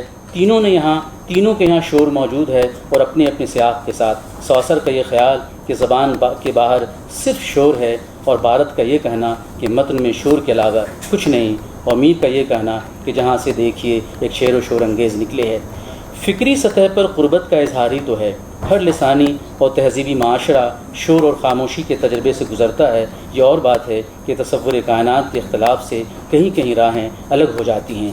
جہاں سے دیکھیے میں یہ بات پوشیدہ ہے کہ پورا دیوان شور سے بھرا ہے، جیسے کہ دیوان میں شور کے علاوہ اور کچھ نہ ہو۔ ضمیر علی نے شور کو معنی آفرینی کا وسیلہ قرار دیا، یعنی شور محض گونج نہیں، معنی کا بنیادی رشتہ متن سے ہے۔ یعنی اگر متن میں معنی کے امکانات نہیں ہیں تو قاری اپنی ذہانت کے باوجود متن کو کچھ زیادہ بامانی ثابت نہیں کر سکتا۔ جن مغربی مفکرین کے حوالے آئے ہیں وہ بھی میر کی شاعری کے سیاق میں اپنی معنویت پر اصرار کرتے ہیں۔ اس کا مقصد یہ ہرگز نہیں کہ میر سے کوئی باز پرس کی جا رہی ہے یا مغربی مفکرین کو میر کے سامنے کمتر ثابت کیا جا رہا ہے۔ ضمیر علی دیوان اور حشر ان دو الفاظ سے میر کی غیر معمولی دلچسپی کو ایک راز کے طور پر دیکھتے ہیں۔ گویا میر کی نظر میں اپنی شاعری کا رتبہ کتنا بلند تھا۔ بلندی کے یہ تصور محض زبان پر غیر معمولی قدرت سے وابستہ نہیں، بلکہ معنی اس کی پھیلتی ہوئی دنیا سے تھا۔ انہوں نے ایک اہم نقطے کی جانب اشارہ کیا۔ یہ الفاظ ضمیر علی کے ہیں کہ میر نے قیامت اور حشر کے استعارے یا تشبیہات غیر ضروری طور پر استعمال نہیں کیے۔ قیامت اور حشر میں جس طرح موجودہ دوبارہ زندہ ہو جائیں گی، اسی طرح میر کے دیوان میں بھی فطرت دوبارہ جی اٹھے گی۔ یہ وہی نقطہ ہے جس کی طرف کافکا نے اشارہ کیا ہے کہ فن ایک ایسی آگ ہے جس میں اشیاء جل کر دوبارہ پیدا ہو جاتی ہیں۔ اقتباس ختم۔ میر کے شور میں وہ شور بھی شامل تھا جس کا تعلق ہمارے زمانے سے ہے، بلکہ وہ شور بھی کچھ زیادہ بے ہنگم شور میں اب تبدیل ہو گیا ہے۔ اس میں علم و آگہی کے باوجود اتنی صفاکی اور بے دردی ہے جو تاریخ میں شاید پہلے کبھی نہیں دیکھی گئی۔ میر کا شور میر کی ذہنی تنہائی بھی ہے۔ میر کا شور اسی صورت میں ہمارا شور بن سکتا ہے۔ ہم کلیات میر کو ایک مرتبہ پھر دیکھیں۔ جہاں لفظ شور نہیں ہے وہاں سے بھی دھواں سا اٹھتا ہوا محسوس ہوتا ہے۔ میر کا شور دراصل میر کے اندرون سے اٹھنے والا وہ دھواں ہے جو ابھی چھٹا نہیں ہے۔ میر کا شور میر کا استعارہ بھی ہے، میر کا شور میر کا اسلوب بھی ہے، میر کا شور میر کی تخلیقی شخصیت بھی ہے، میر کا شور آنسوؤں سے بھری ہوئی میر کی آنکھیں بھی ہیں۔ میر کا شور صرف وہ شور نہیں جو باہر سنائی دیتا ہے، میر کا شور وہ آگ بھی ہے جس کا استعمال میر نے مختلف اشعار میں کیا۔ میر کے شور پر کیا گزری ہے اس کا تجزیہ اب ضروری ہے۔ میر نے شاید سوچا نہیں ہوگا جس ایک لفظ کو انہوں نے چند اشعار میں استعمال کیا اس پر ایسا وقت بھی آئے گا جب اسے شہرت نہیں بلکہ معنی آفرینی کا وسیلہ سمجھا جائے گا۔ میر کے شور کا خیال ہر زمانے میں میر کے قاری کو رہا ہے، لیکن میر کے دو اہم ترین نقاد شمس الرحمن فاروقی اور ضمیر علی بدایونی نے لفظ شور کو بلکہ باضابطہ موضوع بنایا۔ شمس الرحمن فاروقی نے شعر شور انگیز کی پہلی جلد میں اس مسئلے سے بحث کی، اسے مختلف حوالوں سے ثابت کیا۔ میر کا کلام دھیما نہیں بلکہ اس میں ایک للکار اور گونج ہے۔ اس بات کو کہنے کے لیے انہوں نے جس علمیت اور ذہانت کا ثبوت فراہم کیا اس سے میر تنقید بڑی حد تک خالی تھی۔ شمس الرحمن فاروقی کو لکھنا پڑا، لیکن اس سے پہلے انہوں نے 2 اشعار درج کیے۔ قیامت کا ہنگامہ ہے اور پھر وہ عرصہ محشر ہے عرصہ میرے بھی دیوان کا۔ اب فاروقی صاحب کے یہ الفاظ ہیں کہ شور کے لفظی معنی سے فائدہ اٹھاتے میر نے اس کو میں چھوڑتا ہوں۔ شمس الرحمن فاروقی نے ایک رجحان کے طور پر شور کو میر کے شعر سے ہم آہنگ کرنے کی کوشش کی۔ یہ ایک ایسی ضرورت تھی جسے تاریخی ضرورت کے طور پر دیکھنا چاہیے۔ شمس الرحمن فاروقی نے اس بات پر زور دیا ہے کہ ہنگامہ یا محشر دیوان کے باہر نہیں ہے، وہ اسے کلام کے آہنگ سے وابستہ کر کے دیکھتے ہیں، اس حقیقت کے باوجود کہ محشر کلام کے اندر ہے یا باہر نہیں۔ سوال یہ ہے کہ اندر کا شور کس کے لیے ہے اور اس کا رخ کس کی طرف ہے، اور یہ بھی کہ شور کسی موضوع یا مسئلے سے متعلق ہوگا۔ شور کا آہنگ برائے آہنگ تو نہیں ہے، لیکن ضمیر علی کو شمس الرحمن فاروقی کی اس تعبیر سے شدید اختلاف ہے اور ضمیر علی بدایونی کو لکھنا پڑا کہ شمس الرحمن فاروقی صاحب نے میر کی شاعری کو جس زاویہ نظر سے دیکھا ہے اور جس عرقریزی سے کام لیا ہے اس کی داد نہ دینا قرین انصاف نہیں۔ انہوں نے اپنی جگہ ایک قابل قدر کارنامہ انجام دیا، لیکن لفظ شور صرف بلند آہنگی کی جانب اشارہ کرتا ہے، اسے قبول کرنے میں البتہ کلام ہے۔ ضمیر علی نے علامہ آباد کی ایک اصطلاح آرٹ آف نوائز کو استعمال کیا ہے، جو ان کی کتاب اس بائی زیڈ میں شامل ہے۔ یہ بالزاک کی ایک کہانی کے 2 کرداروں پر بھارت نے ایک چھوٹی سی کتاب لکھی تھی، اسی کے 2 کرداروں کو انہوں نے کتاب کا عنوان بھی بنا دیا۔ بھارت کا یہ نقطہ ضمیر علی بدایونی کو بہت متاثر کرتا ہے، اور اسی لیے انہیں میر کی شاعری میں اس نقطۂ نظر سے دیکھنے کی تحریک ملی۔ Literature are in fact arts of noise, یعنی ادب میں صرف شور ہے۔ ایس بائی زیڈ کتاب کے 2 کردار ہیں، انہی کرداروں پر کتاب کا نام رکھا گیا۔ سوال یہ ہے کہ رولہ بارت کے شور سے میر کے شور کا کیا رشتہ ہے؟ شور کو رولہ بارت عالمی کثرت کا نام دیتا ہے، میر کے یہاں وحدت کا ایک تصور ہے جو کثرت سے ٹکراتا ہے۔ وحدت کثرت کے مقابلے میں زیادہ اہم ہے یا کثرت کو زیادہ اہمیت حاصل ہے؟ اس کا تعلق دراصل تصور کائنات سے ہے۔ میر کے یہاں کثرت اور وحدت کی جلوہ نمائی ایک لسانی کھیل نہیں ہے۔ ضمیر علی کا خیال ہے کہ مقصود کی وحدت اور عالم کثرت میں میر کے تخلیقی وجدان کے ساتھ چلتے ہیں، یہی وہ کیفیت ہے جو میر کی شاعری کو گل ہزار رنگ بنا دیتی ہے اور کثرت میں جلوہ وحدت دیکھتی بھی ہے اور دکھاتی بھی ہے۔ اب کی چمن میں اور ہی لائی بہار رنگ، ایک معنی شگفتہ کو باندھا ہزار رنگ۔ میر کے وہ اشعار جن میں لفظ شور میر کی شخصیت و شاعری سے بڑی حد تک مخصوص ہے، ان کی تعبیر کا دائرہ پھیل سکتا ہے، مگر جیسا کہ لکھا جا چکا ہے کہ میر کی ذات کو ہی زیادہ اہمیت دی گئی۔ میر کی شخصیت اور میر کی شاعری اپنے مرکز سے کچھ گریزاں بھی ہو سکتی ہے، اسے دیکھنے کی بھی کوشش نہیں کی گئی۔ میر کی اپنی شعری و شخصی کائنات کا اہم ترین حوالہ یہ شعر ہے کہ ہے اپنے خان وادے میں اپنا ہی شور میر، بلبل بھی ایک ہی بولتا ہوتا ہے گھر کے بیچ۔ خان وادہ اور گھر کے درمیان جو نسبت ہے وہ شعر کے حسن اضافے کا سبب بنا ہے۔ بل کی آواز اکیلی سنائی دیتی ہے، گویا بلبل کی تنہائی اس کی کائنات بھی ہے۔ میر نے اپنا ہی شور کہہ کر وحدت کی جانب اشارہ کیا ہے۔ اس ضمن میں میر کے کئی اشعار پیش کیے جا سکتے ہیں۔ یہاں چونکہ لفظ شور سے سروکار ہے، لہذا یہ دیکھنے کی ضرورت ہے کہ میر جسے اپنا شور کہتے ہیں اس میں کثرت کا کوئی پہلو پوشیدہ ہے یا نہیں۔ یہ بھی کہا جا سکتا ہے کہ اپنے خانوادے میں شور کا ہونا اتنی بڑی بات نہیں ہے جتنی بڑی بات کسی دوسرے خانوادے میں اپنے شور کو سننا ہے۔ لیکن یہاں میر نے اپنے خانوادے کہہ کر اپنی انفرادیت کے ساتھ ساتھ اس لسانی و تہذیبی قوت کی طرف بھی اشارہ کیا ہے جو شاعری و شخصیت کو اساس فراہم کرتی ہے۔ ہر شخص کا یہ مقدر نہیں، گویا اپنے خانوادے میں کسی اور کا شور سنائی دے اس کی لسانی اور تہذیبی زندگی کے خلاف ہے۔ یہ ایک طرح کی مقامیت بھی ہے جس کا ذکر ہمارے زمانے میں کچھ زیادہ ہو رہا ہے۔ میر کے شعر کو محض اپنی بڑائی کے اظہار کے طور پر نہیں دیکھنا چاہیے۔ اپنا ہی شور کا فقرہ بڑائی نہیں بلکہ واقعے کا اظہار معلوم ہوتا ہے۔ لفظ ہی کے بعد تو کسی اور کے لیے کوئی گنجائش باقی ہی نہیں رہتی۔ اس اظہار میں کس قدر اطمینان اور وقار ہے۔ عالم، بس یہ ختم کر رہا ہوں۔ عالم سیاہ خانہ ہے کس کا کہ روز و شب، یہ شور ہے کہ دیتی نہیں کچھ سنائی بات۔ اس شعر کو اس شعر سے ملا کر دیکھیے جس میں شور سے کرتے جاتے تھے کا ٹکڑا آیا ہے، وہاں شور کیا جا رہا ہے اور یہاں فطری طور پر شور موجود ہے۔ سیاہ خانہ سے مراد ظلمت کدا اور ماتم کی جگہ ہے۔ متکلم کا سوال اپنی ذات سے ہے یا عالم کے بنانے والے سے یا دونوں سے ہے۔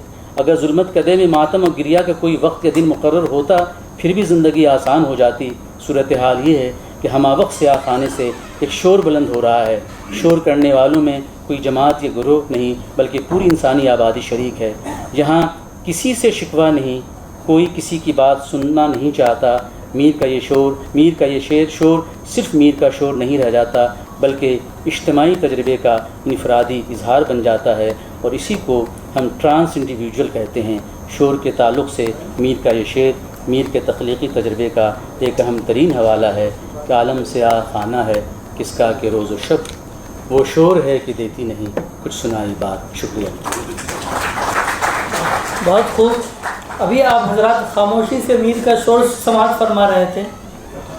اب ہمارے آخری مقالہ نگار ہیں پروفیسر شہاب الدین ثاقب صاحب۔ آپ کا شمار مشہور محقق، نقاد اور معروف استادوں میں ہوتا ہے۔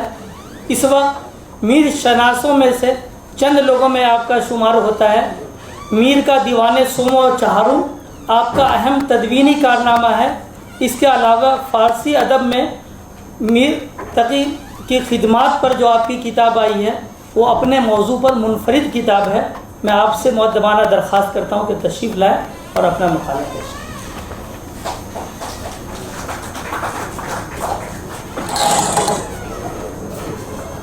بسم اللہ الرحمن الرحیم۔ حضور محترم کی اجازت سے میرے مقالے کا موضوع ہے مخاصمت میر اور شعراء اردو کے چند تذکرے۔ مخاصمت سے مراد یہاں دشمنی اور مخالفت ہے، طلباء اور طالبات کے لیے ان کی اطلاع کے لیے۔ میر تقی میر کا ترجمہ احوال شعراء اردو کے 46 تذکروں میں موجود ہے۔ یہ تذکرے میر کی سوانح، سیرت و شخصیت اور خصوصیت کلام سے متعلق ابتدائی معلومات کا بنیادی وسیلہ ہیں، لیکن ان میں سے چند تذکرے ایسے بھی ہیں جو نکات الشعراء کے جواب میں یا میر کی مخالفت میں لکھے گئے۔ مثلاً تذکرہ ریختہ گویاں، تذکرہ شورش، تذکرہ مسرت افزا، مجموعہ نو، بہار بے خزاں، خوشمار کا زیبا اور آب حیات۔ مذکورہ بالا تذکروں میں سے بعض ایسے ہیں جن کے ذریعے میر کی سوانح سے متعلق غلط معلومات عام ہوتی گئیں اور ان کی سیرت و شخصیت بھی مجروح ہوئی۔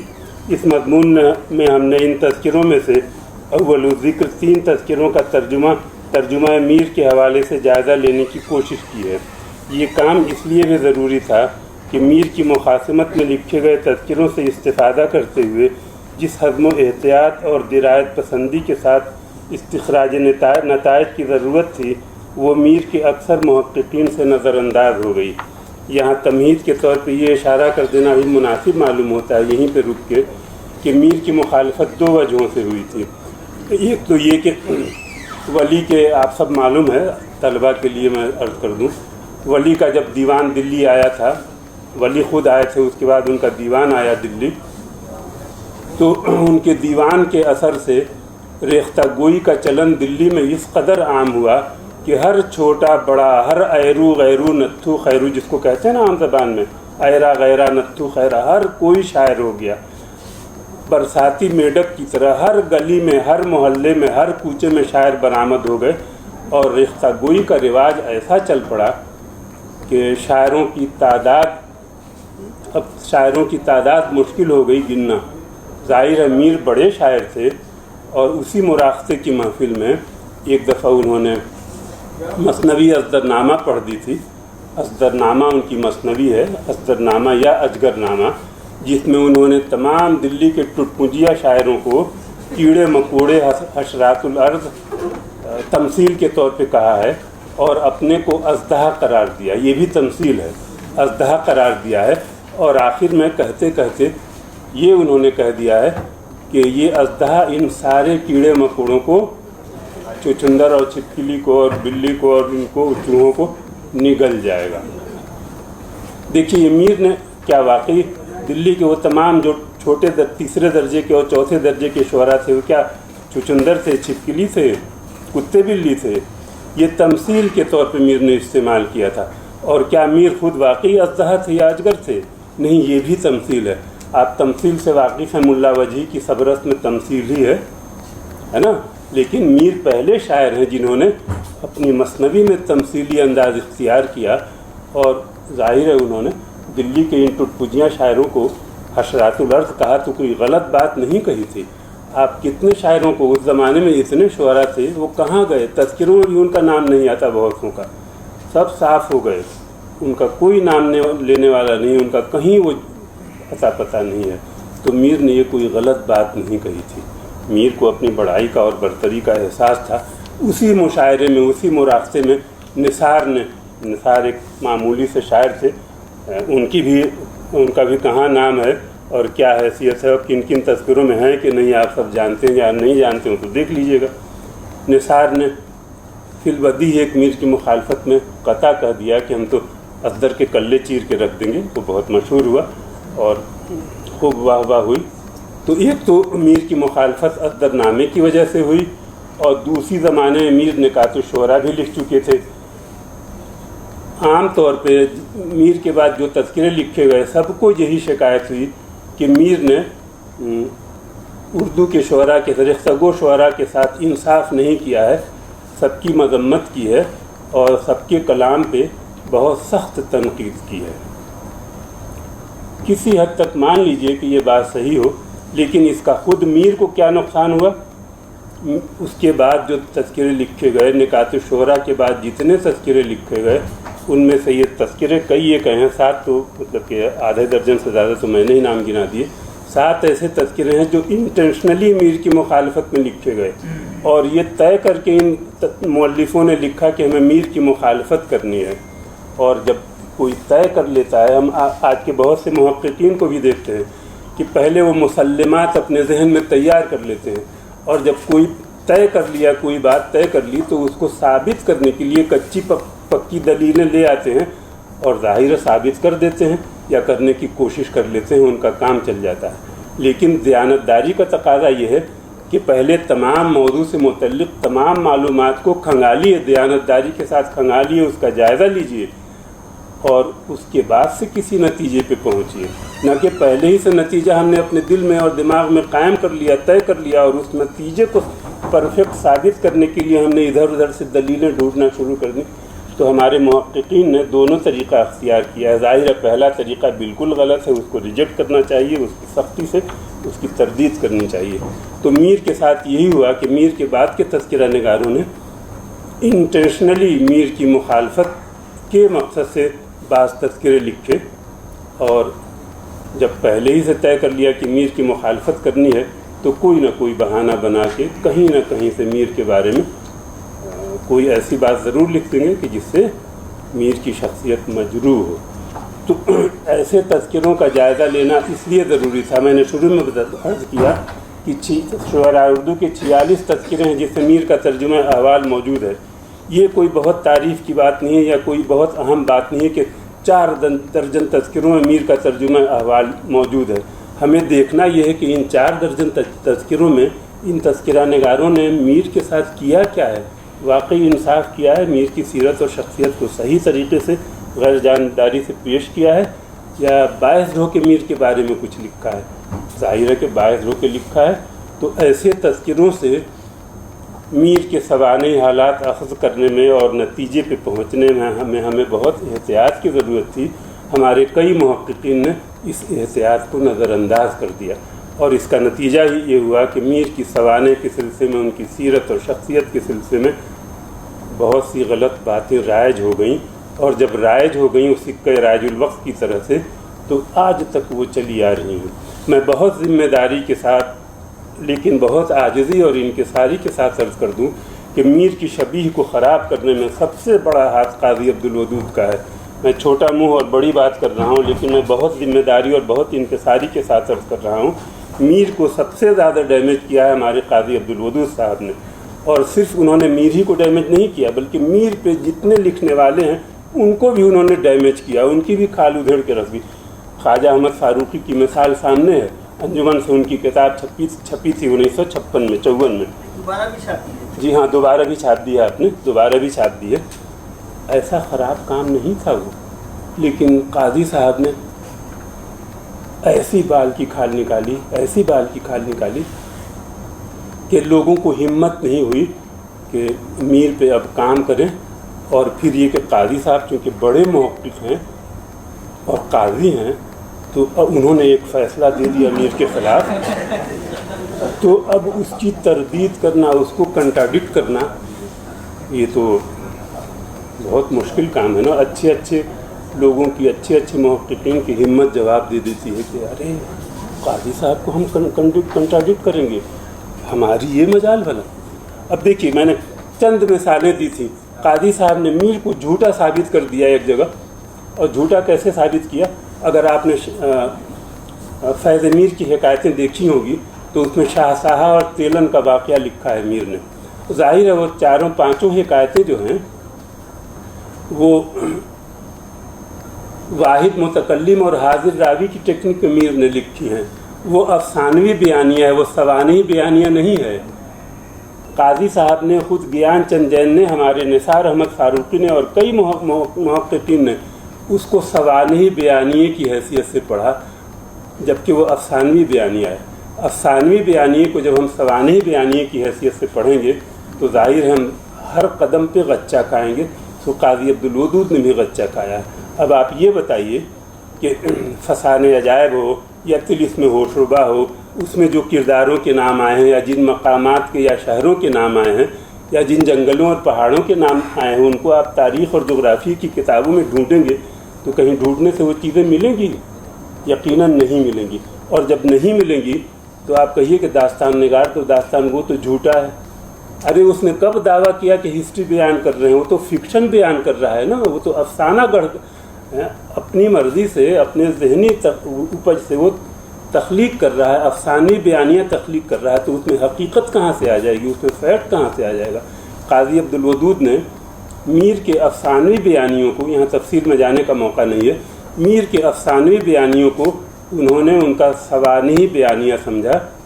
بالکل اسی طرح سے اس زمانے میں یہ ٹیکنک تھی، یہ خود آپ دیکھیے گا، طالب علموں کے لیے ہے، مرزا رسوا نے امراء جان ادا میں حاضر راوی کی اور واحد متکلم کی ٹیکنک استعمال کی ہے، اور اسی وجہ سے حقیقت کا التباس پیدا ہوتا ہے۔ بہت سے لوگوں کو دھوکہ ہونے لگا کہ واقعی امیرن یا امراء جان ادا کوئی حقیقی کردار تھی اور لکھنؤ کی تھی، اور لوگ لکھنؤ جاتے تھے اور اس کا پتہ لگانے کی کوشش کرتے تھے۔ اس طرح سے فکشن کو انہوں نے اس طرح سے حقیقت کا التباس پیدا کرنے کے لیے حاضر راوی کی ٹیکنک میں اور واحد متکلم کی ٹیکنک میں بیان کر دیا۔ سو میر نے بھی اپنی فیض میر کی حکایت میں یہی بیان کیا تھا۔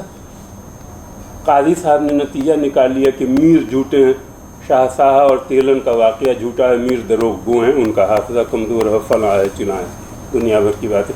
اسی طرح سے میر کی کئی حکایتوں میں سے انہوں نے تاریخی واقعات کی غلطیاں نکال دی کہ یہ ہسٹری میں کہیں نہیں پایا جاتا ہے، یہ ہسٹری میں، یہ تاریخ کی کتابوں میں کہیں موجود نہیں ہے۔ ارے تاریخ کی کتابوں میں کہاں سے ملے گا؟ وہ تو فکشن ہے۔ اسی طرح سے نکات الشورا میں دیکھیے، بہت مزے کی میں بات کر رہا ہوں۔ قاضی صاحب نے، دلی کا ایک شاعر تھا اشاق، بہت ہی ظریف اور بڑا زندہ دل شاعر تھا، اسی لیے اس نے اپنا تخلص عاشق نہیں بلکہ اشاق رکھا تھا۔ اس کے نام ہی سے تخلص سے ہی سمجھ لیجئے وہ کیسا ظریف اور کیسا زندہ دل انسان رہا ہوگا۔ لیکن زندگی کے کسی مرحلے میں کوئی استاد اس پہ پڑی، کوئی مصیبت آ گئی، فرسٹریشن ہو گیا کسی وجہ سے، وہ گوشہ نشین ہو گیا بیچارہ، تو دوستوں کی محفل میں اس نے آنا جانا بند کر دیا۔ میر صاحب لکھ رہے ہیں اس کے ترجمہ احوال میں کہ در محفل یاراں نمی آیت کہ شاید مردے است۔ اب قاضی صاحب ڈنڈا لے کے پڑ گئے میر پہ کہ بتائیے، دلی میں رہتے ہیں میر صاحب اور دلی کے شاعر کا ترجمہ احوال لکھ رہے ہیں اور پتہ نہیں ہے کہ زندہ ہے کہ مر گیا۔ اب بتائیے ان کی فارسی دانی پہ، اللہ توبہ، چھوٹا منہ بڑی بات، میر صاحب نے جو ہے پوری فہوائے عبارت سے آپ نتیجہ نکالیے گا تو مردہ کو وہ لفظی معنوں میں، لغوی معنوں میں استعمال نہیں کیا ہے، یہ ظاہر کیا ہے کہ وہ پہلے تو بڑا زندہ دل تھا، یاروں کی محفل میں بڑا یار باش تھا، دوستوں کی محفل میں اکثر شریک ہوتا تھا، وہ گھنٹوں ضائع کرتا تھا، لیکن پتہ نہیں کیا ہوا کہ اب دوستوں کی محفل میں دکھائی نہیں دیتا۔ شاید لگتا ہے کہ مردہ ہو گیا سے یہ مراد نہیں کہ مر گیا، انتقال کر گیا، بلکہ اس کی زندہ دلی ختم ہو گئی، اس پہ مردنی چھا گئی، اس کا دل مردہ ہو گیا۔ قاضی صاحب نے اس کو لفظی معنوں میں اس کا مفہوم لے کے اور میر صاحب کو دوڑا لیا۔ تو اس طرح سے قاضی صاحب نے وہ نکات الشورا میں بھی میر کی کئی غلطیاں نکالی ہیں خواہ مخواہ، انہوں نے فہوائے عبارت پہ غور نہیں کیا ہے۔ ظاہر ہے وہ تو فارسی کے بھی عالم تھے نا، لیکن عبارت پہ انہوں نے غور نہیں کیا، لفظی معنی پکڑ کے، اور میر کو چونکہ انہوں نے طے کر لیا کہ میر غلط آدمی ہے اور جھوٹا ہے، اس لیے جھوٹا ہے تو اب ہر طرح سے ثابت کرنا ہے ان کو کہ میر جھوٹا ہے تو جھوٹا ہے۔ اور ظاہر ہے قاضی صاحب نے جب میر کو جھوٹا ثابت کر دیا تو اب میر ویل اسٹیبلش جھوٹے قرار پائے۔ اب ہر کوئی جو ہے نا میر کے بیانات پہ، میر کی باتوں پہ سوالیہ نشان قائم کرتا ہے یا شک اور شبہ کا اظہار کرتا ہے۔ تو یہ میر اس لحاظ سے بڑے بدقسمت ہیں کہ ان کو بعض محققین ایسے ملے جو پہلے ہی سے میر کی مخالفت طے کیے ہوئے بیٹھے تھے، ایک بات۔ اور دوسری بات یہ کہ میر نے افضلنامہ لکھ کے شاعروں کو اپنے خلاف کر لیا۔ دوسری یہ کہ نکات الشعراء لکھ کے کئی شاعروں پہ انہوں نے سخت تنقید کی، تو اس کی وجہ سے تذکرہ نگار بھی اور خود اس زمانے کے شعراء بھی ان کے مخالف ہو گئے۔ چنانچہ نکات الشعراء کے بعد جو تذکرے لکھے گئے اس میں میر کی مخالفت کے سلسلے میں ایک دھیرے دھیرے دھیرے دھیرے دھیرے دھیرے ایسا ماحول تیار ہوا کہ وہ ماحول آب حیات تک آتے آتے بالکل ज्वालामुखी बन गया, आतिश फशां बन गया। और आपको मालूम है आब हयात में मौलाना आज़ाद ने मीर के सिलसिले में कैसी कैसी चांडू खाने की गप्पें इस्तेमाल की हैं, कैसी कैसी बेसर और पैर की बातें इस्तेमाल की हैं। जैसे वो नवाब साहब का वाक़या कि वो मकान दिया था रहने को, और वो पाई बाग में खिड़की खुलती थी, मीर साहब ने खोला ही नहीं था, वो वाक़या है ना। आप ये बताइए कि मीर का एट रैंडम कहीं से उनका दीवान कुल्लियात उठा के देख लीजिए। अहमद महफूज साहब बैठे हैं, सब लोग हैं जिन्होंने मीर का कलाम पढ़ा है, कहीं से उठा के मीर का दीवान या कुल्लियात कोई सफ़ा उलट लीजिए, इत्तफाक़ी तौर पे चमन का, बाग का, बुलबुल का, बहार का, ख़ज़ां का ज़िक्र ज़रूर आएगा। कोई ना कोई शेर ऐसा ज़रूर मिल जाएगा जिसमें इन सब लवाज़मात का ज़िक्र हो। इसीलिए कहा जाता है कि मीर जो है ना इकोलॉजी का बहुत बड़ा शायर है। आजकल एको क्रिटिसिज्म का सिलसिला शुरू हुआ है, अंग्रेज़ी में तो है, उर्दू में भी नहीं हुआ उतना। अगर एको क्रिटिसिज्म के हवाले से मीर की शायरी का मुतालिया की जाए तो बहुत दिलचस्प नताइज सामने आएंगे। आप ये देखिए, अहमद महफूज साहब देखिए, उगते थे दस्ते बुलबुलो बामाने गुल बहम, सहने चमन नमूना यमुल है साहब था। अब दस्ते बुलबुल किसको कहा है मीर ने? गुलाब जो खिलता है तो गुलाब के नीचे जो है ना हरी हरी 5 कोंपलें होती हैं, शाखें होती हैं, जिस पे गुलाब की कली खिलती है, फूल बनती है, उसके नीचे 5 हरी हरी, जैसे बैगन के ऊपर होती है ना कलरी, उसी तरह से 5 हरी हरी शाखें होती हैं, डंठल होते हैं। आप कभी मौका मिले, मुझे भी नहीं मालूम था, मैंने खुद मुशाहिदा किया, जाके काउंट किया, गुलाब की क्यारी में जाइए और किसी भी खिले हुए गुलाब के नीचे देखिए तो सब में जो है ना वो 5 ही पंखड़ियाँ, 5 ही डंठल नज़र आएगा। इस तरह से 5 उंगलियाँ होती हैं, हर आदमी के हाथ में 5 ही उंगलियाँ होती हैं। अगर 6 हो तो एक्सेप्शनल है, या 4 हो तो भी एक्सेप्शनल है। 5 उंगलियाँ होती हैं नॉर्मल हाथ में। हर गुलाब के फूल में नीचे वो 5 हरे डंठल होते हैं। तो अब उसी को मीर ने दस्ते बुलबुल कहा है। जैसे गालिब ने शराब को आतिश सयाल कहा, मीर ने दस्ते बुलबुल की तरकीब इसी तरह से इस्तेमाल की। लुग़त में शायद मिले न मिले, या हो सकता है मीर की फरहंग में आ गया हो, मीर ही के यहाँ उसके इस्तेमाल से।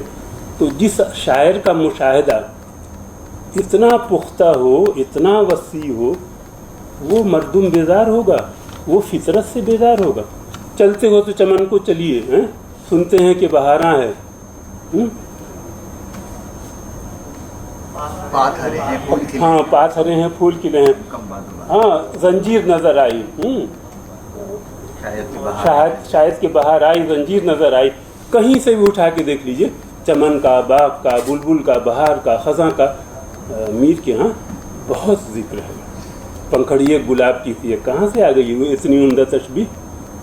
तो मीर को ये कह दीजिए कि अरे वो तो मर्दुम बेजार थे, वो तो फितरत बेजार थे, वो तो अपने आप में कुड़ते रहते थे, बैठ के गोशा नशीन आदमी थे, हैं, और उन्होंने तो बाग का, चमन का तो कभी नज़ारा ही नहीं किया।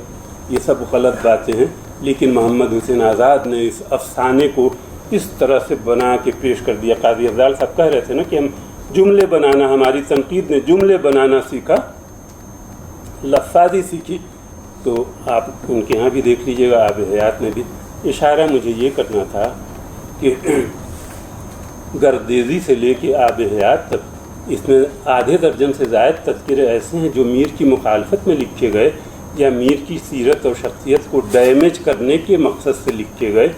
या अगर ये मकसद न रहा हो तो भी इतना तो तय है कि इन तज़किरों में मीर की सीरत और शख्सियत सही रंग रूप में सामने नहीं आई है, मीर डैमेज हुए हैं। तो हमें इन तज़किरों से मीर का जब तर्जुमा अहवाल हम अख़ज़ करें तो हमें बहुत एहतियात से पढ़ने की ज़रूरत है और नतीजे अख़ज़ करने की ज़रूरत है। तो मैंने इसीलिए ये ज़रूरी समझा। गर्देज़ी ने मीर के ख़िलाफ़ कोई ऐसी बात नहीं लिखी, सीरत और शख्सियत के बारे में तो कोई बात नहीं लिख सकता था, सिवाय इसके कि उसने सिर्फ़ 3 सतर में मीर के तर्जुमा अहवाल को निपटा दिया है, और मीर का सिर्फ़ एक शेर नमूना कलाम के तौर पे दिया है। अलबत्ते वो बार बार इस बात पे झुंझलाता है और बेदारी का इजहार करता है कि मीर साहब ने अपने मुआसिरीन की सख्त तनकीद की है और उनको तंज़ का निशाना बनाया है।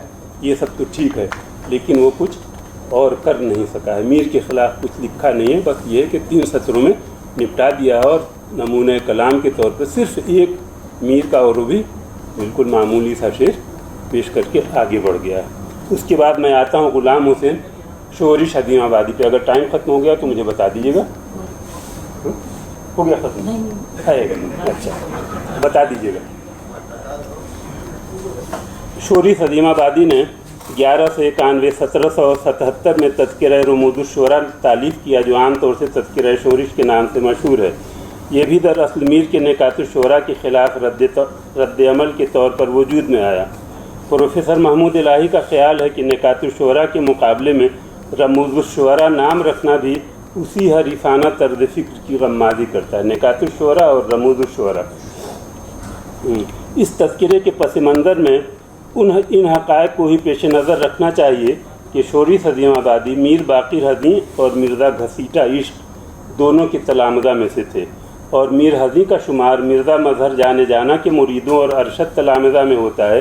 اس لحاظ سے شورش بھی مرزا مظہر گروہ کے شعراء کی فہرست میں آتے ہیں۔ دوسری طرف نکات الشعراء کے مؤلف میر ہیں، جن کا تعلق مظہر گروہ کے حریف یعنی سراج الدین علی خاں آرزو کے ہم نواؤں میں سے تھا۔ ایسی صورت میں یہ کیسے ہو سکتا تھا کہ شورش کے دل میں میر کی مخالفت کا خیال موجود نہ ہو؟ آگے چل کر پھر یہ ہوا کہ حدیں کے انتقال کے بعد شورش کو مرزا گھسیٹا سے شرف تلمذ حاصل ہوا، اور ان سے نیاز مندانہ وابستگی کی وجہ سے شورش ان کی محفلوں میں شریک ہونے لگے۔ اسی دوران شعراء اردو کے تذکروں کا بھی ایک دن ذکر آ گیا، جس کی تفصیلات شورش نے یوں بیان کی ہیں۔ فارسی میں ترجمہ میں پڑھ دیتا ہوں۔ ایک دن حضرت نے ارشاد فرمایا کہ کسی شخص نے اپنے تذکرہ شعراء میں مرزا محمد رفیع سودا کے قصیدے کا صرف ایک شعر درج کیا ہے، دیگر خیر۔ ایک روز پھر حضرت مرزا صاحب نے ارشاد فرمایا کہ لوگ تنکے کو پہاڑ اور پہاڑ کو تنکا بنا کر پیش کرتے ہیں، تذکروں میں ہر شاعر کے اشعار اس کے مرتبے کے مطابق نہیں لکھتے۔ اگر تم ایک تذکرہ لکھو تو کیا ہی اچھا ہو۔ حضرت کے حکم عالی کو میں نے دارین کی سعادت تصور کیا اور یہ تذکرہ تحریر کیا، ورنہ اس ہیچمداں کو اس فن میں دم مارنے کا شعور و مقدور نہیں۔ مذکورہ اقتباس میں مرزا گھسیٹا کا اشارہ میر اور ان کے تذکرہ نکات الشعراء کی طرف ہے، جس میں سودا کے قصیدہ تضحیک روزگار کا صرف ایک شعر نقل کیا گیا ہے۔ لیکن میر کے سلسلے میں یہ اعتراض اس لحاظ سے غیر ضروری اور غیر مناسب ہے کہ اس ایک شعر کے علاوہ سودا کی ایک رباعی اور ان کی غزلوں اور قطعات کے 99 اشعار میر نے انتخاب کلام کے طور پر نکات الشعراء میں درج کیے ہیں۔ مرزا گھسیٹا غالباً اس لیے میر سے خفا تھے کہ نکات الشعراء میں میر نے ان کا اندراج نہیں کیا تھا، چنانچہ سودا کے بہانے سے انہوں نے میر پر اعتراض کیا۔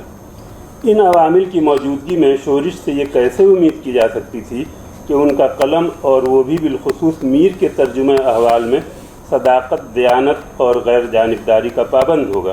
اس تناظر میں تذکرہ شورش کا مطالعہ کیجیے تو سب کچھ آئینے کی طرح روشن ہو جائے گا۔ میر کے خلاف شورش کا رویہ رموز الشعراء کے مقدمے سے ہی ظاہر ہونے لگتا ہے، لیکن اس پر ہم بعد میں تبصرہ کریں گے۔ آئیے سب سے پہلے اس تذکرے میں میر کے ترجمہ احوال پر ایک نظر ڈالتے ہیں۔ شورش لکھتے ہیں، میر کے بارے میں اردو ترجمہ میں پیش کر دے رہا ہوں۔ شاعر بے نظیر میر محمد تقی، میر تخلص، وطن اکبر آباد ہے، نامساعد حالات کی وجہ سے شاہ جہاں آباد میں رہتے ہیں اور سراج الدین علی خاں آرزو کی شاگردی اختیار کی ہے۔ اپنے تذکرے میں میر نے اپنے تمام ہم اثروں پر الزام لگایا ہے اور اکثر ان کی حجب کی ہے، مگر بعض احباب جو ان کے بہت قریبی تھے ان کو الزام سے محفوظ رکھا۔ غرض یہ کہ وہ عجیب انسان ہے۔ اس وقت ان کا دیوان عظیم آباد میں پہنچا ہے، لیکن اس میں بہت سی غلطیاں نظر آئیں، اس وجہ سے میں نے اس میں سے اشعار منتخب نہیں کیے، شاید کاتب کی غلطی ہو۔ تقریباً 250 اشعار جو انہوں نے اپنے تذکرے میں لکھے ہوئے ہیں، اس میں سے کچھ نقل کیے گئے ہیں۔ میر نے خود کو سید لکھا ہے، لوگوں کا کہنا ہے کہ شیخ ہیں، چنانچہ مرزا محمد رفیع سودا کہتے ہیں۔ دیکھیے سودا پھر آ گئے۔ دلی کا ایک شیخ زادہ گنجفے کا میر ہے، یعنی در حقیقت میر سید نہیں ہیں۔ شاید یہ حدیث شریف ان کے کانوں تک نہیں پہنچی۔ اس کا ترجمہ ہے، کسی کے نسب میں داخل ہونے والے اور کسی کے نسب سے خارج ہونے والے پر اللہ کی لعنت ہے۔ علاوہ ازیں فتح علی تبریزی، گردیزی ہے لیکن اس کو تبریزی لکھ رہے ہیں، یہ گردیزی نے بھی اپنے تذکرے میں میر کو سید نہیں لکھا ہے، پس میر نے جھوٹی سیادت کی استحکام کے لیے اپنا تخلص میر رکھا ہے۔ میر تخلص رکھنے کی وجہ اب معلوم ہو گئی، بہرحال ہمیں اس سے کیا کام، دروغ برگردن راوی است۔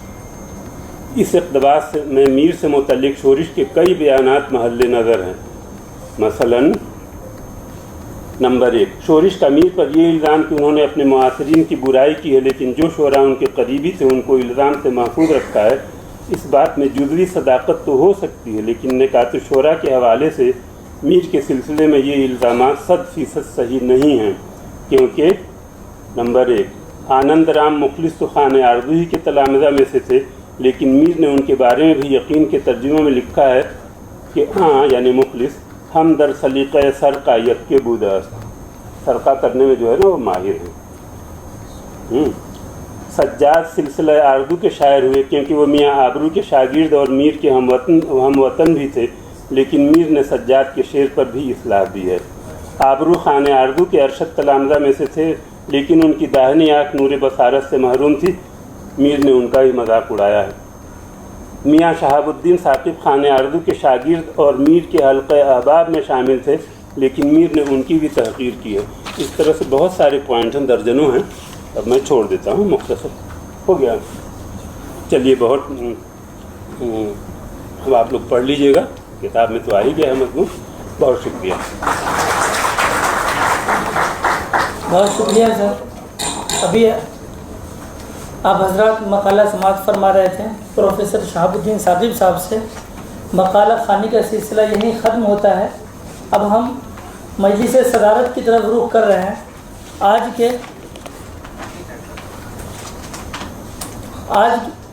کے اجلاس کی صدارت کر رہے ہیں ڈاکٹر اطہر فاروقی صاحب اور پروفیسر قاضی عبید الرحمن ہاشمی صاحب۔ میں ڈاکٹر اطہر فاروقی صاحب آج کے دوسرے صدر کو مدعو کر رہا ہوں کہ وہ تشریف لائیں۔ آپ معروف نقاد، ادیب اور مترجم ہیں۔ ترجمے کے لیے آپ کو ساہتیہ اکیڈمی انعام سے بھی نوازا جا چکا ہے۔ اس کے علاوہ انجمن ترقی اردو ہند کے جنرل سیکریٹری کی حیثیت سے آپ کی نگرانی میں میر تقی میر پر کئی اچھی کتابیں شائع ہوئی ہیں۔ اس لحاظ سے آپ کا میر تقی میر سے گہرا رشتہ ہے۔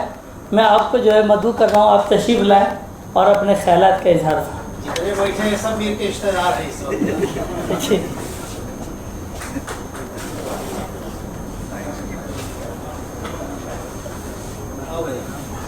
معزز مہمانان،